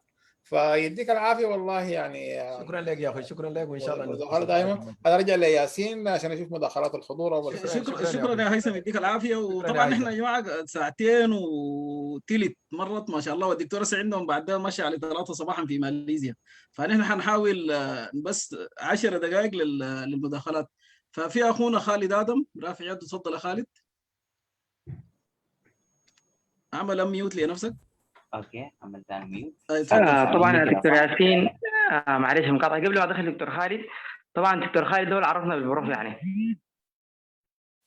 هو كان حلقه الوصل يعني، فبرضه نشكره على المبادره بتاعته. الله يديك العافيه. الله يديك العافيه يا اخي، تسلم. اتفضل يا دكتور.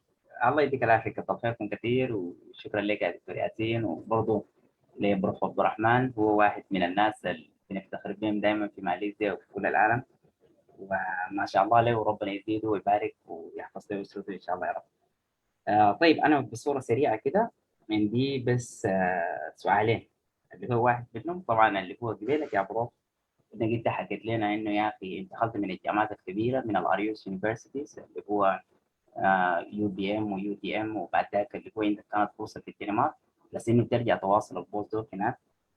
فكيف انك انت قدرت تاخذ القرار بتاع انك يا اخي تجي لجامعه هي ما كانت فيها حتى اللي هو ريسيرش اند ديفلوبمنت، كيف انك اخذت المخاطره دي انك تاخذ ديسيجن ده؟ يعني كل الناس اللي في مكانك بياخذوا بقول لك يا اخي انا بمشي لاوروبا على انه القى السيستم اوريدي موجود وانا واصل فيه وبمشي فيه لقدام، وبالتاكيد يعني ما بيبدا من الصفر. فانت كيف بديت من الصفر على انه دي واحده من الحاجات المهمه لو اتركزت في السودان والناس فهمتها ممكن تخرج منها الجامعات الموجوده في السودان والناس تمشي فيها لقدام. ده السؤال الاول. عندي ممكن ما بتجاوب على السؤال ده بعد ذاك ارجع للسؤال الثاني ولا؟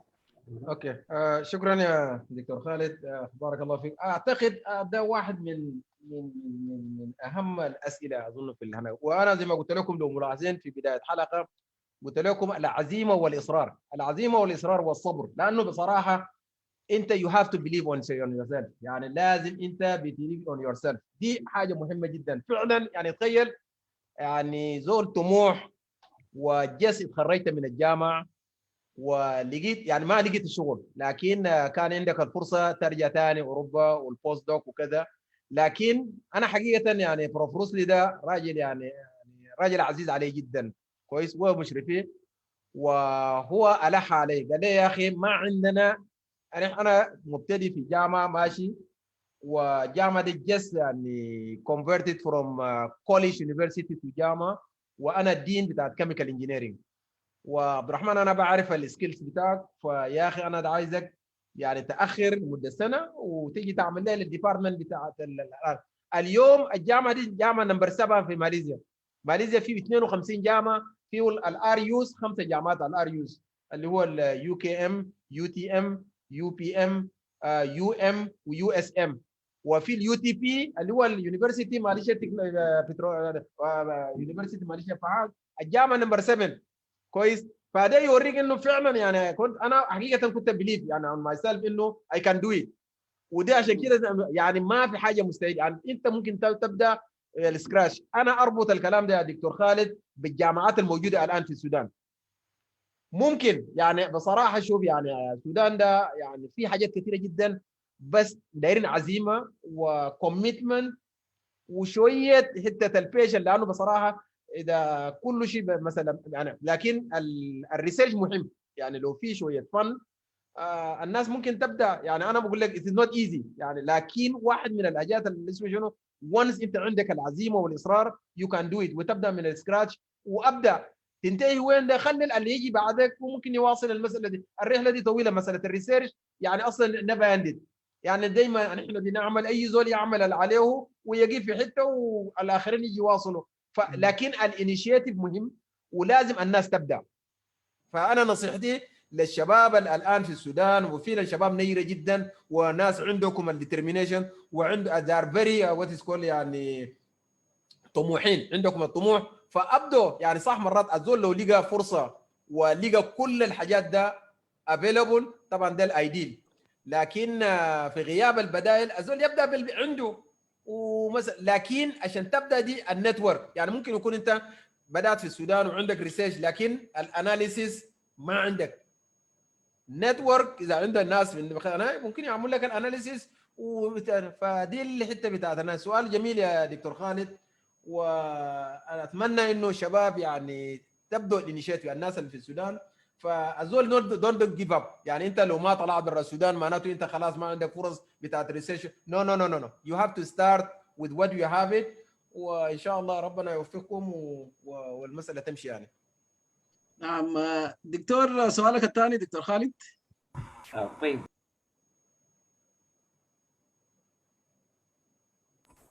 اوكي كده صوتي واضح صح؟ ايوه نعم. مشكور يا بروف على الاجابه الوافيه والكافيه، وبتمنى انه يا اخي في ابوه الناس تاخذ المبادره وتبدا في السودان، لانه برضه الجامعات يعني الجامعه بتاعتنا هنا دي ما بدت زي ما قلت لها وقت طويل، فاخذت مكانها بين الجامعات يعني حاليا. برضه في واحد من الاسئله اللي هو برضه الاندلاع، يعني كثير من المرات انا في كميه من البروفات والدكاتره وكذا بيكون عندهم نوع من الكواليتي بتاع الريسيرش كويسه جدا، لكن في نفس الوقت ما بيكون عندهم الجزء بتاع الموازنه، انه كيف انه يحولوا الريسيرش ده اللي هو الثيوريتيكال ده يحولوا كيف لبرودكت على اساس انه يمشي الاندستريال ويكون فيه اللي هو باد وكذا كلام بالشكل ده. فانا ده اعكس الحاجه دي في كثير من الناس اللي هو من الطلاب والباحثين في السودان بيسووا ريسيرش ممتاز ممتاز، لكن في نفس الوقت الريسيرش دي بيتخطى بس في الرفوف بتاعت الجامعات دي، فما بيكون له حته ثانيه. فانت كيف انك قادر انك بتوازن بين شغل البحث، كيف انك قادر تحوله لانه منتج حقيقي يكون موجود، وكيف الكلام ده ممكن ينعكس على السودان انه الريسيرش الموجود الحسي الموجود في الرفوف ده يتحول على انه يمشي السوق. ومشكور كثير حضرتك. جميل هو ده بصراحه is very challenging question، لانه زي ما قلت لك يعني ممكن يكون زول يشتغل 40 سنه 50 سنه في الريسيرش و well known ان الاريا بتاعه، ممكن يكون في الببليكيشن is very يعني انا citation is a very high citation، لكن ما قدر يدخل مثلا يعمل ولا واحد من البرودكتس بتاعه مثلا ended to commercial value. فدي بصراحه واحد من الويكنسز بتاعت الريسيرشرز. لكن الارياس is very important، يعني انت you have to identify first البروبلم ستيتمنت و what has been what is the research gap والارياس، لانه بصراحه في ارياس already saturated، يعني انت مهما عملت اشتغلت ما حتعمل، لانه already يعني انت مهما انت تعمل في ناس عملوه. ففي ارياس في النيش ارياس اللي هو مثلا بتاع الاريا بتاعت الويست تريتمنت، فدي من الارياس بصراحه الزول ممكن يمشي فيها كويس، وممكن يكون الان برودكت بتاعك ممكن يكون يعني ممكن يكون انت بتاع انا يعني مثلا الممبرين ممكن تستخدم الالتراسونيك، ممكن في الالتراسونيك ذاته الترانزستورز اللي بيستخدموا ممكن تختلف، الديزاين ذاته من الهناء العرضي ده بتكون فيرتيكال انستيد اوف ده، ففي ارياس كثيره جدا. والرو ماتيريال يعني انا بصراحه في السودان يعني مثلا الشوجر كين في السودان عندنا رو ماتيريال موجوده، فممكن يكون يعني حاسه اكثر شيء يعني النيش الاساس ممكن تنتج غاز الميثان بعد غاز الشوجر اللي بيسموه شنو زيت النخيل اللي هو الشوجر. وعندنا في السودان يعني شوف القصب السكر الموجوده الويست بتاعت القصب السكر بلس الحاجات الثانيه يعني مياه المجاري، فدي من كاس رو ماتيريال. يعني شوف الفضلات النفايات اللي في السودان اللي ما قادرين نعالجوا هذا، فدي كلها بصراحه يعني زي ما بقول اتز ماني قروش حقيقه ماني، لكن الناس بس ما قادرين تو كونفيرت ذيس ماني انتو ذا ريال. فدي من الارياز اللي وما صراحه ما مكلف يعني زمان ممكن يكون اذا تستخدم البكتيريا الهوائي يعني ممكن يكون انا، لكن الان يا اخوان الليتست ريسيرش اللي هو انايروبيك بكتيريا ما بيحتاج الانفستمنت الكبيره في الحته بتاعه. ودي واحد. الشيء الثاني بتعمل سمول موديلز، يعني ممكن بكل قريه ممكن تعمل لك 10 موديل صغير، يعني مثلا بيكون 50 لتر وتحل لك مشكله بتاعتنا. والضباحث يعني شوف ان احنا في الاطهيه بنطبع قدر شنو الجلود والدم والبتاع ده الناس يكبوها بس بيكبوها في المجاري وفي الانهار. فدي كلها ممكن اللي هو بتاعت انت يعني حليت مشكله بتاع الناس بتاعت الوقود، وحليت بكون مشكله بتاعت الانفيرمنتال ايشوز وكذا. فده واحد من الحاجات لا فدي مهم جدا. ودي واحد. الشيء الثاني يعني how to convert or convert fundamental research into industrial، ودي واحد من الحاجات اللي بصراحه مهم جدا. وده عشان تعمل الكلام ده لازم you have to have link، يعني الناس اللي اوريدي عنده شغل مثلا حولوه يعني حولوه من جزء من الفاندامنتال الى الاندستريال، لانه بصراحه العالم كله الان متجه للاندسترياليزيشن. فدي عايز وقت، لكن برضه ما مستحيل يا دكتور خالد، الناس ممكن تتعامل. والسودان بصراحه فيها ارياس كثيره جدا. اتمنى ممكن اكون اجبت على جزء من سؤالك.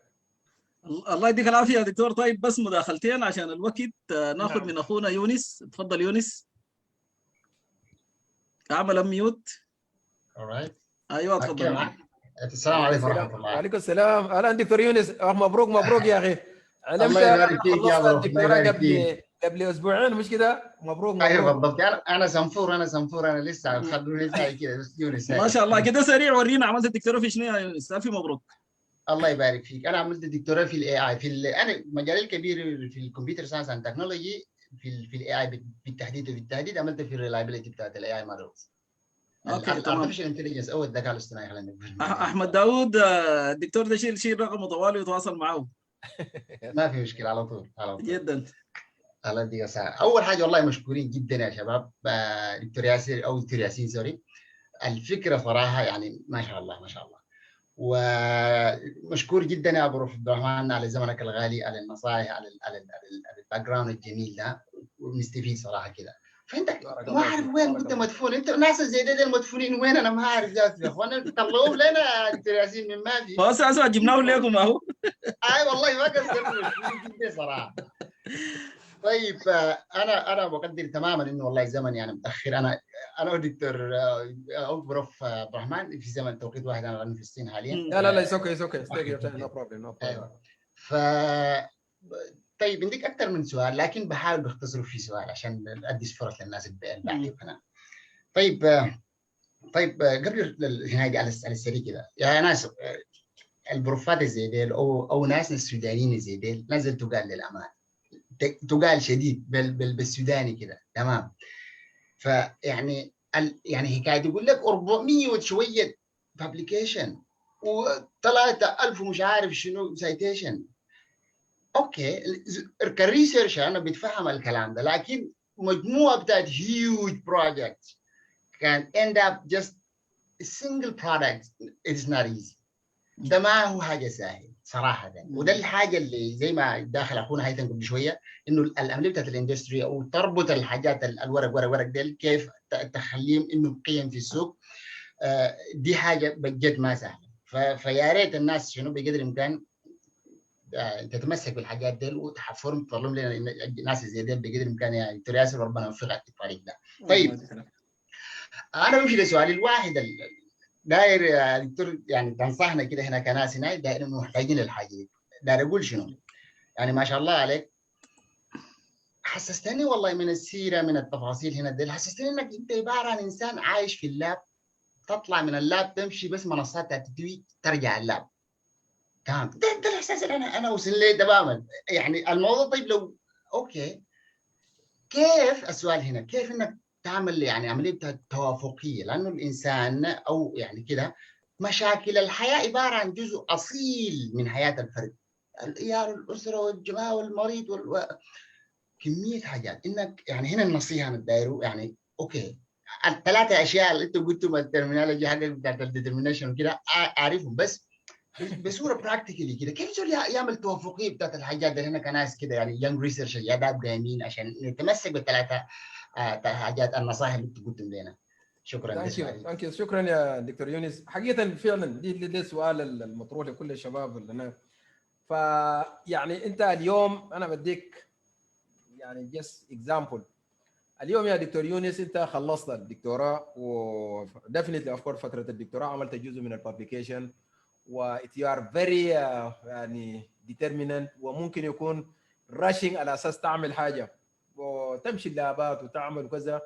ممكن يكون الكوميرشاليزيشن is slightly different، لكن يعني كل ما انت تعمل شيء already يعني الاخرين عملوه، فانت بتجي للمرحله كده بتاعت انه يعني خلاص يعني مثلا الاريا ده يعني completely saturated. اذا ما patient enough يا اخي تقول يا اخي خلاص انا خلاص ما انا اخذت الدكتوراه خلاص انا بمشي للسوشيال لايف بتاعي وكذا وانا. لكن بشويه صبر يعني المساله دي كان ترانسفيرد فروم اللي هو الاندد فاليوز. ودي من مناسبه من الحاجات الماسه يعني شوف الجامعه انت بكون قريب 1000-2000 ستاف وريسيرشرز، لكن الفاينل برودكت اور اندد كوميرشال برودكت ممكن يكون في السنه ممكن يكون 2 3 او 4. كويس. ليه انت ما تضع نفسك واحد من الاثنين الثلاثه لنا ده؟ فدي تاني نرجع لحته الصبر. فما مساله انت بتاعت انك انت والله يا اخي انا كذا نو. يعني اذا اصلا من 2000 الريسيرشرز سنويا في الجامعه ويعملوا كذا ممكن يكون اثنين. اذا انت عندك الاوبن مايندد وانت عندك الجاتس اللي هو الاثنين اللي بيعملوا كوميرشاليزيشن البرودكت بتاعنا يو كان يو بي ون اوف ذم. ابني المساله على كذا وامشي. وده اللي انا بقول لك يعني دي الحته اللي وممكن يعني it is long journey but it's not possible لانه في ناس اذا عملوا why you are not one of them. خد نفسك في الحته دي وامشي. ده واحد. الشيء الثاني الارياس بتاعت الشغل مهم بلس لازم تشتغلوا مع الناس اوريدي في الارياس لانه بصراحه دي مهم جدا. وممكن يكون البروبلم ستيتمنت لانه ممكن يكون في ناس اوريدي يشتغلوا في الانا وعندهم بعض البروبلمز وما قادرين تو كلوز ذات ريسيرش جاب. فانت ممكن يكون بحسب الفاندامنتال سترونج فاندامنتال وداير تمشي دي في الاريا ده وممكن يكون عندك اوبن ايز على اساس الترم. فدي واحد من الارياس اللي انا. لكن اجين ثاني الصبر ده مهم جدا، لانه انت ممكن يكون عندك الاذر تو اليمنتس، يعني عندك العزيمه، يعني الان انت خرجت وعندك اشياء، يعني you are not going to be units for single forever. صح، يكون عندك داير تتزوج وداير فاميلي وداير تساعد وكذا وهنا، لكن المساله دي ما بمنعك انه تكون الصبر اللي انت بتاعت الكاريرز بتاكل هنا، وممكن تعمل المسائل دي باريرل، يعني كلها ممكن تعمل باراليل وكذا وكذا. اجين بنرجع حته الصبر دي مهم جدا، وان شاء الله انا اتمنى انه شباب فحقيقه انتم مستقبل السودان، وشباب انا متاكد يعني I have no doubt، فان شاء الله ربنا يوفقكم وتبنوا البلد يعني حقيقه. وبالاخذ انتم الناس اللي طلعتوا برا السودان واخذتوا فرص وشفتوا الناس ده بنوا بلدانهم كيف. it is a huge working for waiting. الله يديك العافيه. بس سريع جدا يا جماعه، عندنا هشام وحسام رافعين يديهم، حنديهم الفرصه بس سريع عشان الوقت. يتفضل يا هشام، اعمل ميوت. ايوه طيب، بسم الله الرحمن الرحيم. الصوت واضح؟ الصوت واضح، نعم. ايوه مرحبا. طيب في الاول انا سعيد جدا اكون شارككم لاول مره، وسعيد جدا انه نتلاقي بروف عبد الرحمن. انا هشام، انا بترولي انجينير، حاليا بوست دكتوراه ريسيرشر في البرازيل، وانا كنت حريص جدا ان انا احضر يعني اللقاء ده، وفخورين جدا والله وسعيدين ان احنا عندنا بروف بالقامه دي. يعني انا صراحه يعني للاسف اول مره انا اسمع بيك او الاقيك للاسف يعني، لكن سعيدين وفخورين عندنا بروف ما شاء الله بيعد الجوائز زي ده. فانا هحاول ما اطول، انا بس في الحته بتاعت البرودكت الاخير اللي انتم قلتوا ممكن يدعم السروجيه او الشراكه السودانيه. فانا طبعا اشتغلت فتره في السودان، والبي اتش دي بتاعتي ذاتها كانت من السودان، جامعه السودان من سطنف، وكان في افكار بتاعت مشاريع كثيره جدا، مثلا السيرفاكتور من الجاتروبا. طبعا الاريا في الترسي بتاعتي هي الانهانس ريكفري، متخصص في الحته بتاعت الانهانس ريكفري بالكيميكال او الاي او ار، سواء كان كيميكال او ثيرمال. فانا بقترح انه يعني شركه سودابيت هي الشركه الوطنيه، اكيد بتكون عارفها، وبرضه تقريبا يعني اكيد واحده من المشاكل بتاعتها اللي هي الموبلايزيشن في الاويل بالنسبه للبايب لاين. وواحده من يعني النتائج الواضحه والكبيره اللي عرضتها اللي هي الكوست افكتيف، يعني في فرق كبير جدا في الكوست، في فلوس كثير جدا قاعد تصرف في الحته دي. فنتمنى انه يكون يعني نقدر نعمل كونكشن مع شركه سودابيت، ممكن يعني عن طريق دكتور ياسين مؤسسه الباحثين السودانيين. يعني انا ممكن برضه اساهم انه اديكم الارقام بتاعتها، لانه ده هيكون يعني بيكسروا. وانا متاكد ان الاداره الجديده بتاعت شركه سودابيت بتاعت وزاره النفط هيكونوا سبورت جدا. يعني انا سمعت القصص بتاعتها كلها في السنين اللي فاتت ومقدر جدا، لكن احنا يعني نتفائل ان شاء الله الاداره الجديده ان تكون هي يعني سبورت للافكار زي دي، ودارين نشوف يعني حاجات سودانيه تطبق من ريسيرش للاندستريال للانترناشونال ان شاء الله. وانا باكد لك انه الحاجه دي هي ممكن جدا. يعني حتى انا الان في البرازيل شفت انه يعني في امكانيات ضخمه جدا للسودان، فقط اداره ويعني بعض زي ما بيقولوا الهمه ان شاء الله، وبعض شويه فند كده نقدر نعبر يعني. فالريسورسز موجوده، ونشكركم مره ثانيه، ما اقدر اطول عليكم. شكرا لك عبد الرحمن، سعيد جدا. شكرا دكتور ياسين.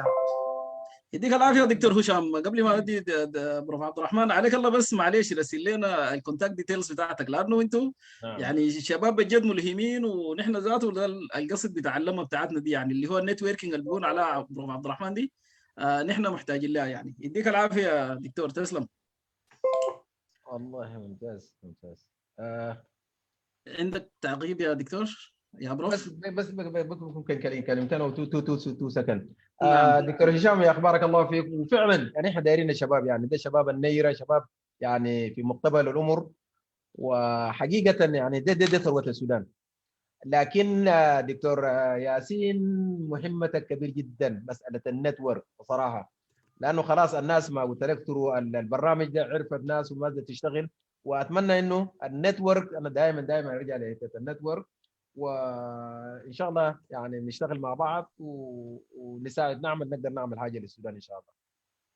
ان شاء الله. الله يديك العافيه. يلا مداخله قبل الاخيره من اخونا حسام الباغر.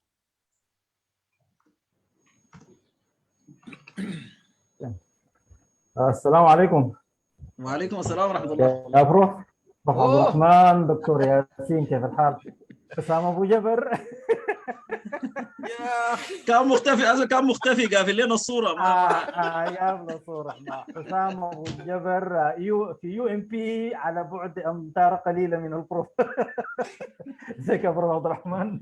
يعني كان محتاج يعني لو يعني بروف عبد الرحمن في كل الساحات لما يكون موجود بيكون ما شاء الله منور، وبنستفيد في كل دقيقه معه، اذا حكى قصه او حتى لما نختلف في الكوره، مش كده؟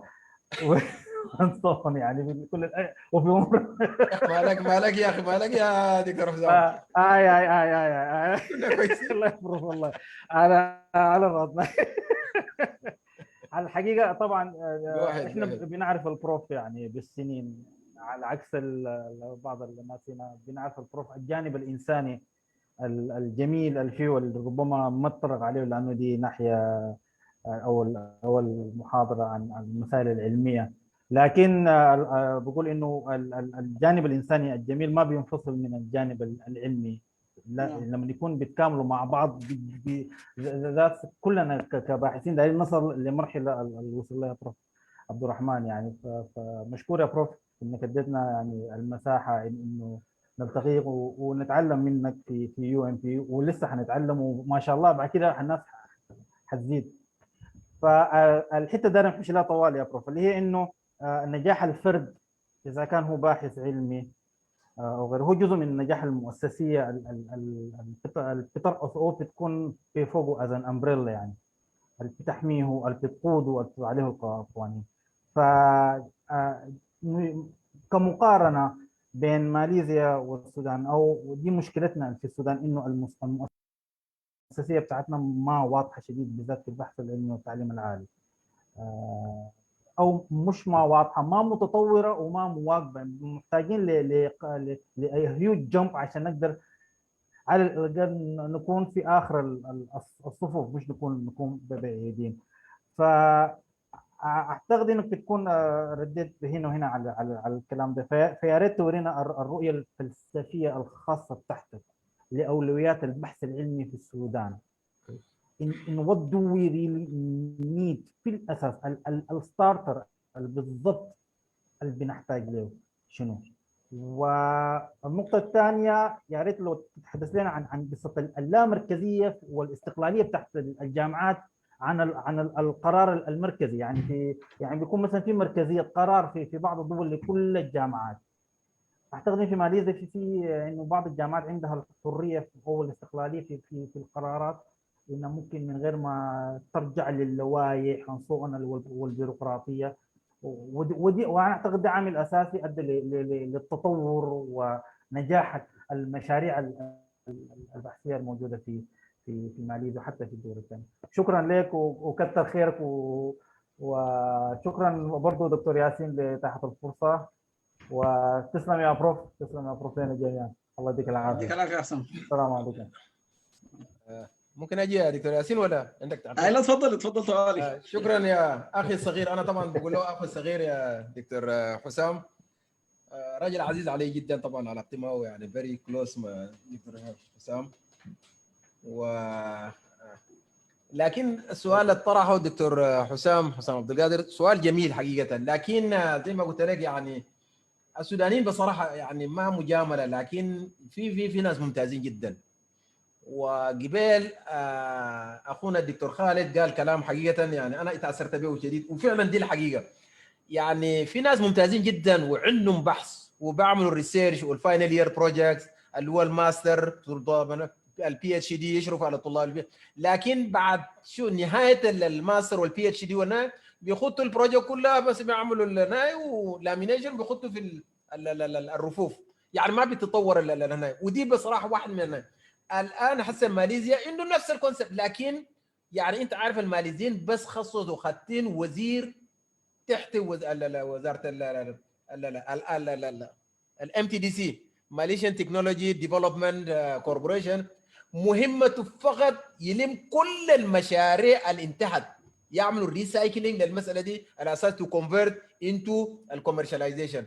الكلام ده جميل جدا يا دكتور حسام، لكن ده واحد. الشيء الثاني ان احنا دايرين الانيشيتيف، يعني الناس اللي برا السودان اللي عملوا مثلا عندهم برودكتس وكذا، انا متاكد لو مثلا 5 6 10 رجعوا السودان ببروجكت بتاعهم وكذا، فده بكون دفعه كبيره جدا. الناس اللي في السودان اللي ما لاقيين فرصه يطلعوا برا السودان ده ممكن يتشجعوا بالشغل ده وبيعملوا ده. حاجه يكملوا باقي الاناليسيس الايكويبمنت وكذا، ممكن يكون زي ما قلت ثاني مساله النتورك، لكن الانيشيتيف انه لازم تجي منك كريسيرشر، دي مهم جدا بالمناسبه، لانه اذا ما انت عملتها يو ويل بي ليفت اصلا. دي مثلا ما بقى، لانه الحياه بقت يعني ماشيه بمتواليه اسرع مما الناس متوقع. كويس، فالمساله دي يو هاف تو تيك ذا انيشيتيف. كويس، وجاب الريسيرش الفندمنتال بارت، يعني ممكن يكون الفندمنتال انت ممكن تعمله، يعني حتى في السودان ممكن تعمل. الجانب الاخير الاند برودكت اللي هو بتاعت الكوميرشاليزيشن، دي زي ما قلت لك it is not easy، لكن ما impossible، ودي داير لك ناس already في الفيلد على اساس تبقوا لنا. فهوبلي ممكن يكون ساهمت في الاجابه بجزء من سؤالك. الله يديك العافيه. وقبل الختام احمد داوود، عندك حاجه داير تقولها اخونا احمد؟ احمد ده طبعا عمل الكوردينيشن للجلسه دي كلها يا بروف، هو يتواصل مع. يا سلام، مرحبا، شرفنا المعرفه يا اخي. الله يسلمك احمد.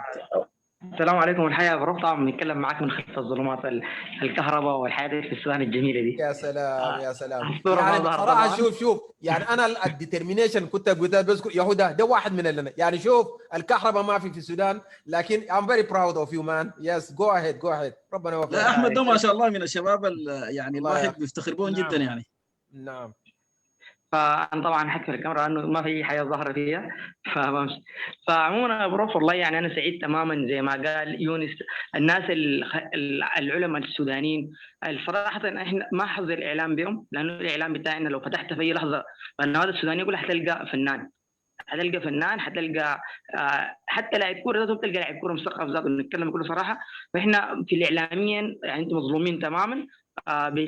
كل العلماء، كل الناس الريسيرشر بكل انواعهم بكل تخصصاتهم، حتى الناس الكرياتيف في الاندستري في الشغل الصناعي ذاته، مش كعلماء لا كزول كرياتيف، يعني زول تلقى برا العالم زي مارك بتاع فيسبوك هو كرياتيف في something ما علمي، لكن يعني صراحه بقى زول زي فيجر في كل العالم. احنا عندنا مشكله طبعا صراحه، احنا كشباب، انا واحد من الناس كشباب قد انتهيت من الماجستير وحسي ناقصنا حاجه اسمها الغدوه يا بروف.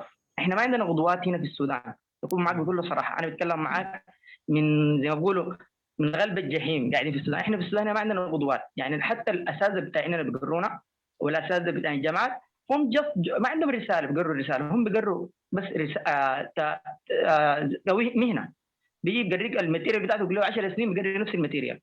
انا واحد من الناس في ماتيريال قرينا له الدكتور، الماده دي قراها عنده خالي وعنده اولاد وحسوا نفس الماده شلتها منه المقرر بتاعه. فاحنا عندنا بيقتلونا بالعلم يا دكتور، ما عندنا مشكله كبيره جدا جدا في القدوات. فنتمنى زي ما انت قلت النتورك، احنا دايرين من القدوات السودانيين او يعني النتورك بتاعت الناس، يعني حتى وانا متاكد الفيديو الكونفرنس الان الشغال ده هيكون يعني الهام شعله لناس كثير جدا.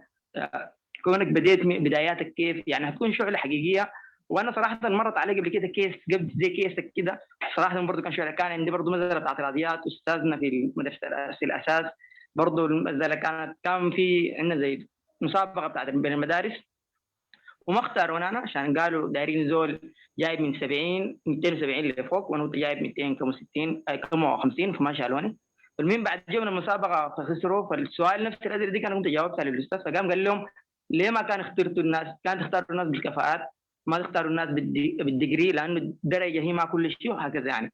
فمن دي انا بقيت اطور نفسي شديد، فبقيت ما بيشتغل بالتقييم المدرسي، لانه انا شايف التقييم المدرسي ده خدك في ليميت محدد، فنسبه للوقت. فاحنا حاسي يعني بشكرك شديد، وان شاء الله نتمنى انه دي تكون شعله لكل الشباب اللي بيستمعوا لنا. وبس احنا في المبادرات الباحثين السودانيين عندنا يعني حاجتين مطلوبه منك طلب يعني شخصي كمبادره. اول حاجه احنا عندنا مجله علميه بحثيه يا بروف طلعت من الباحثين السودانيين، المجله الافريقيه الهندسيه والتكنولوجيا. فنتمنى تشاركنا بابحاث من تنشر فيها وتشاركنا فيها يعني عشان على الاقل نعمل يعني زي ما بيقولوا امباكت في المجتمع السوداني. نتمنى انه يعني نلقى منك انت ومن النتورك بتاعتك تشاركوا معنا. فده طلب ورجاء منا. احنا صراحه المجله انشات حسي في السنه 2020، هي مجله حديثه وياداب هي في 2021 يعني رفعناه وعملنا في يعني كل يعني بقت ريدي جاهزه وتم رفع البيبر واحده فيها، ياداب هي جديده ريدي. فنتمنى انكم تدعمونا فيها بالبحوث العلميه تقدر تشاركونا فيها. والكلام ده لكل المشاهدين يعني بيستمع فينا في التكاتره ما شاء الله كل المستمعين من طلبتك ان يعني بقول يعني الرسول صلى الله عليه وسلم قال كل اصحابي نجوم وكل من تبعتهم فاهتديتم، فانت كل من معك يا بروف فهم من النجوم. فاي واحد فيهم ان شاء الله يشرفنا بحيث السوداني احنا ندعوكم يعني تكونوا معانا في المجله. والحاجه الثانيه احنا ندعوكم برضه عندنا اكتيفيتيز كثيره في المنتدى الاقتصادي، عندنا ثاني اكتيفيتيز كثير جدا، عندنا تقديمات للبي اتش دي يا دكتور بنقدم اي زول انتهى من البي اتش دي نتمنى ممكن يجي يعرض البي اتش دي بتاعته سرو المنصه بتاعتنا. احنا منصه البحث السوداني هي منصه السودانيين. احنا انا ودكتور ياسين ودكتور هيثم احنا جاست تو مانج وسكيدولين الحياه اللي بتتقدم، لكن المنصه هي حقت كل السودانيين. فنتمنى احنا الناس من هنا بنقدم دعوه لكل الستودنت السودانيين اللي قاعدين برا السودان يعني يقدروا ينشروا المعرفه بتاعتهم يفيدونا احنا داخل السودان. وصراحه قاعد نستمتع تماما يعني زي ما بقول السياحه، احنا زي بنشوف الفيوتشر في كلامك يا دكتور. فانا يا بروف حاسس اكون قاعد بستمع انت بتحكي لي حاجات حصلت لك، يعني انا كاني شفت الفيوتشر لو انا عملت كده بيحصل كده. زي ما سال دكتور خالد انت اخذت الديسيجن ده باي طريقه؟ دي نمط انا اكتشفت النمط بتاع الديسيجن ده مرات ما الديسيجن اللحظي الكويس حسي وده يحدد المستقبل. ممكن الديسيجن انت تفكر في بعد 10 سنين يحصل لك شنو، ما الديسيجن بعد سنه يحصل لك شنو. فدي كلها انماط بتحكم العقليه بتاعتنا. ممكن العقل الباطن فينا يتاثر تماما على العقل الظاهر، انه ممكن نتحكم بعد ده في الديسيجن بتاعتنا بيكون بشكل كرييتيف وممكن بعد ما نتسرع. واهم كلمه انت قلتها وانا صراحه دي الحس كده احاول قدر الامكان استفيد منها هي الصبر. احنا مشكلتنا شفقانين شديد في السودان، لانه احنا نحس انه الجيل اللي فوقنا في السودان واحنا بعيدين تماما من بعض، فبنكون يعني غالبنا الصبر عليهم صراحه. بنكون احنا بنشوف الحياه يعني عندنا بنكونوا ناس ماسكين الان متخذين قرار ماوس ما بيعرفوا يمسكوا، ما يسال الماوس ما يسال لانه العلم، لكن ما بيدوا فرصه لغيرهم. فدي مشاكل كثيره واجهانا. فنتمنى في اخر الكلام اللي حقوله نتمنى يعني كقدوات لنا الناس تحاول قدر الامكان الاكتيفيتيز وانت ومن حولك. انه انا متاكد النتورك اللي حولك ده بروف هتكون نتورك يعني كبيره جدا. يعني انا حاسس ده قدرنا نحصل عليك عن طريق دكاتره هم ذاتهم مغامات، دكتور مصعب ودكتور خالد ودكاتره كتار جدا هم ساعدونا نوصل لك، وهم ذاتهم بحد ذاتهم مغامات. فنتمنى انك انت تكون واحد مننا يعني عديل تكون واحد مننا وتكون زول زي ما بيقولوا انيشيتيف من داخل المبادره تطلع مبادراتك ان شاء الله دكتور. وشكرا لك دكتور ياسين.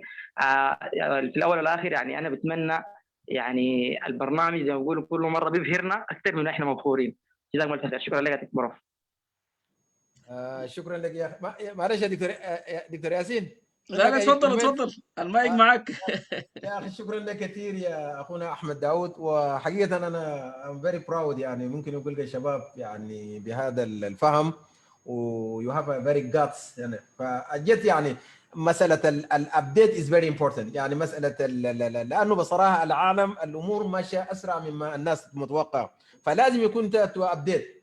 واي انسان عشان to be fame in your area you have to update يعني latest research وصلت وين، الببليكيشن وين. يعني في ناس بصراحه انا بقول لك يعني في ناس درسوني دكاتره وبعد 20 25 سنه ستيل داير انا يعني. ودي مشكله، دي واحد من المشاكل اللي عندنا في السودان.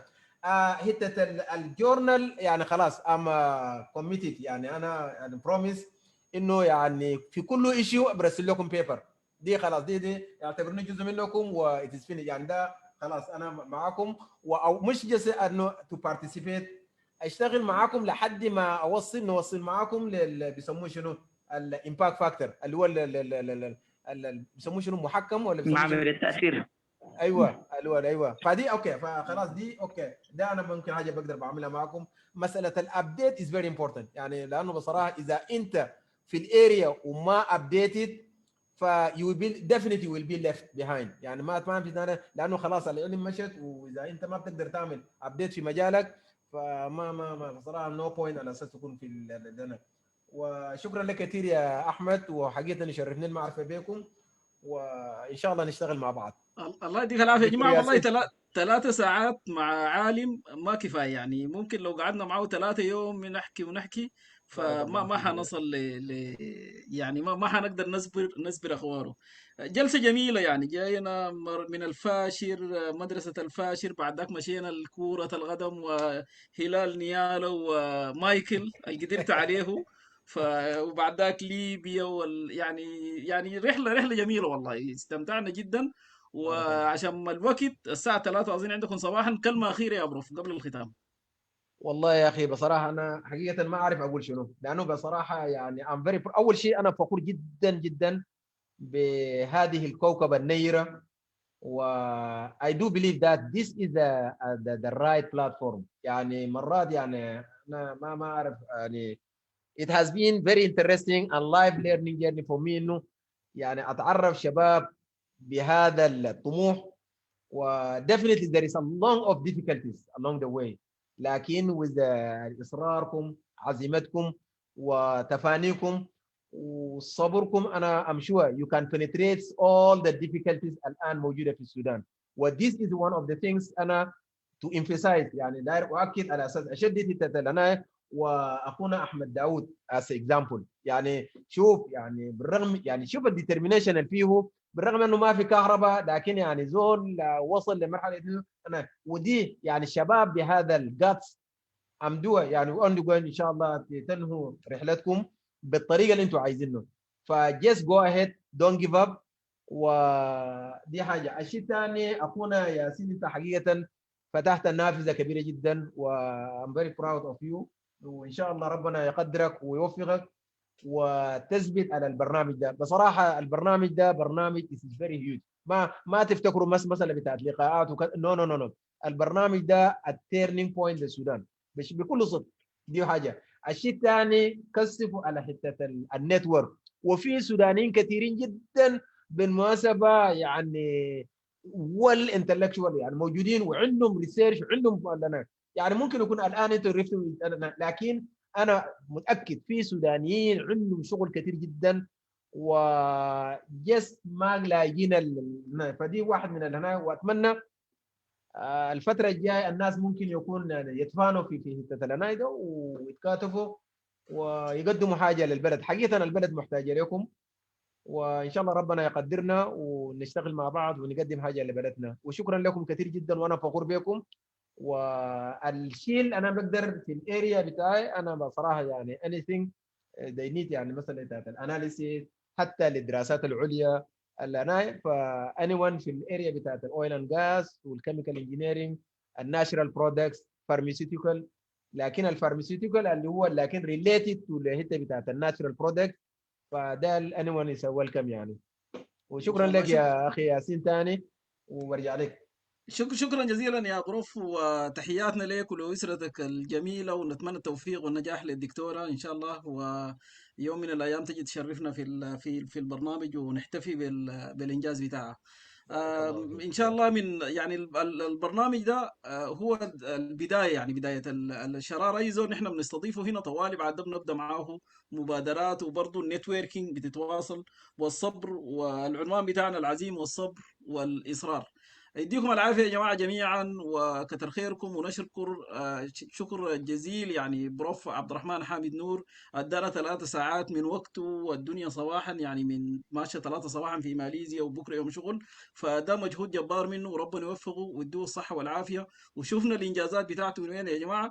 يعني إنسان بسيط، يعني بدأ بسيط سوداني، اتولد في مدينة سودانية، عاش في تراب السودان، عمل الدافوري في تراب السودان، لقى ما لقى، لكن ما وقف. هو وصل ما شاء الله لحد ما تحتفي به يا جماعه. جامعه كامبريدج تديه الدكتوراه الفخريه، دي حاجه ما سهله يعني. وربنا اجين ربنا يديه الصحه والعافيه. وكلكم جميعا يا جماعه الشباب ما شاء الله، حسام وهشام ويونس وخالد ما شاء الله والله، واحمد داود، يعني كلكم بتمثلوا راس الرمح في التغيير الحقيقي في السودان. التغيير يا جماعه ما تغيير انه والله بس تغيير حكومه مشت، لا، التغيير احنا دايرين نبدا التغيير من تحت، نغير ذاته الفلسفه بتاعتنا في الحياه، نغير الحته بتاعت انه والله يا اخي نحن لازم نقبل الاخر، يعني نقبل الاخر عشان نقدر نتعامل معه وناخذ منه ما افضل. انا ما عايز اكثر عليكم واشكركم جزيلا، والسلام عليكم ورحمه الله وبركاته، الى ان شكرا نلتقي جزيلا الخميس لك، بارك القادم الله مع فيك. ضيف جديد وكوكب جديد في سماء السودان. السلام عليكم.